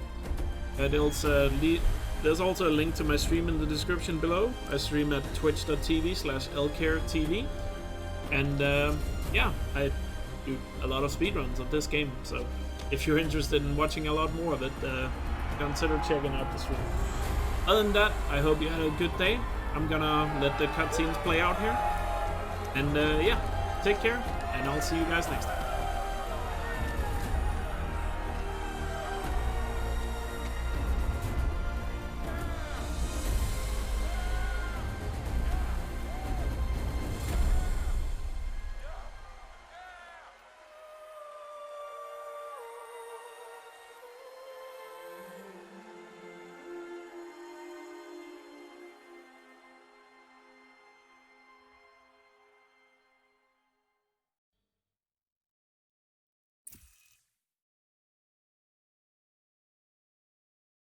Okay, Gaia.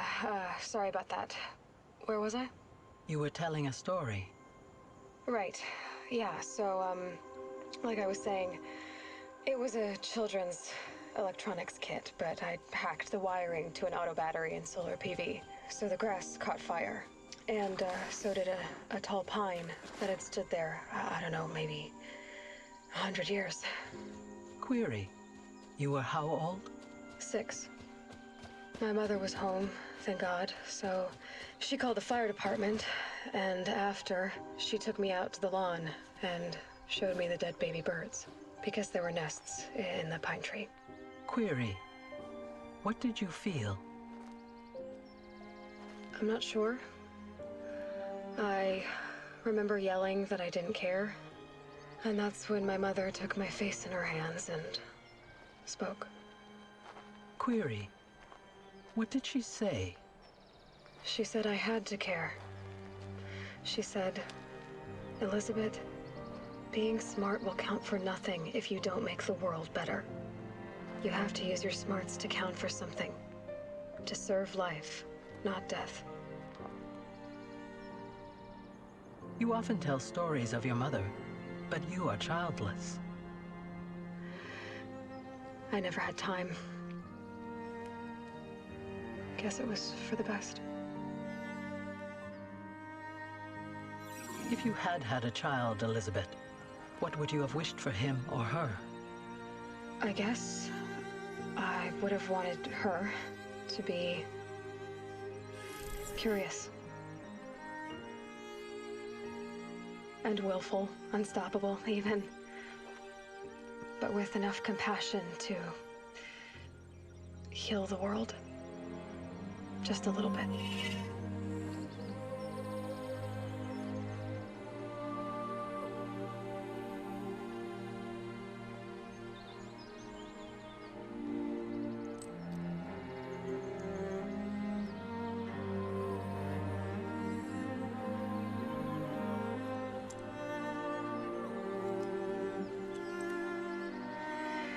Anyway, that's all I've got for now, Gaia.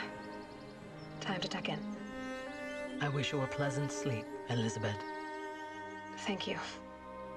I'll catch you tomorrow.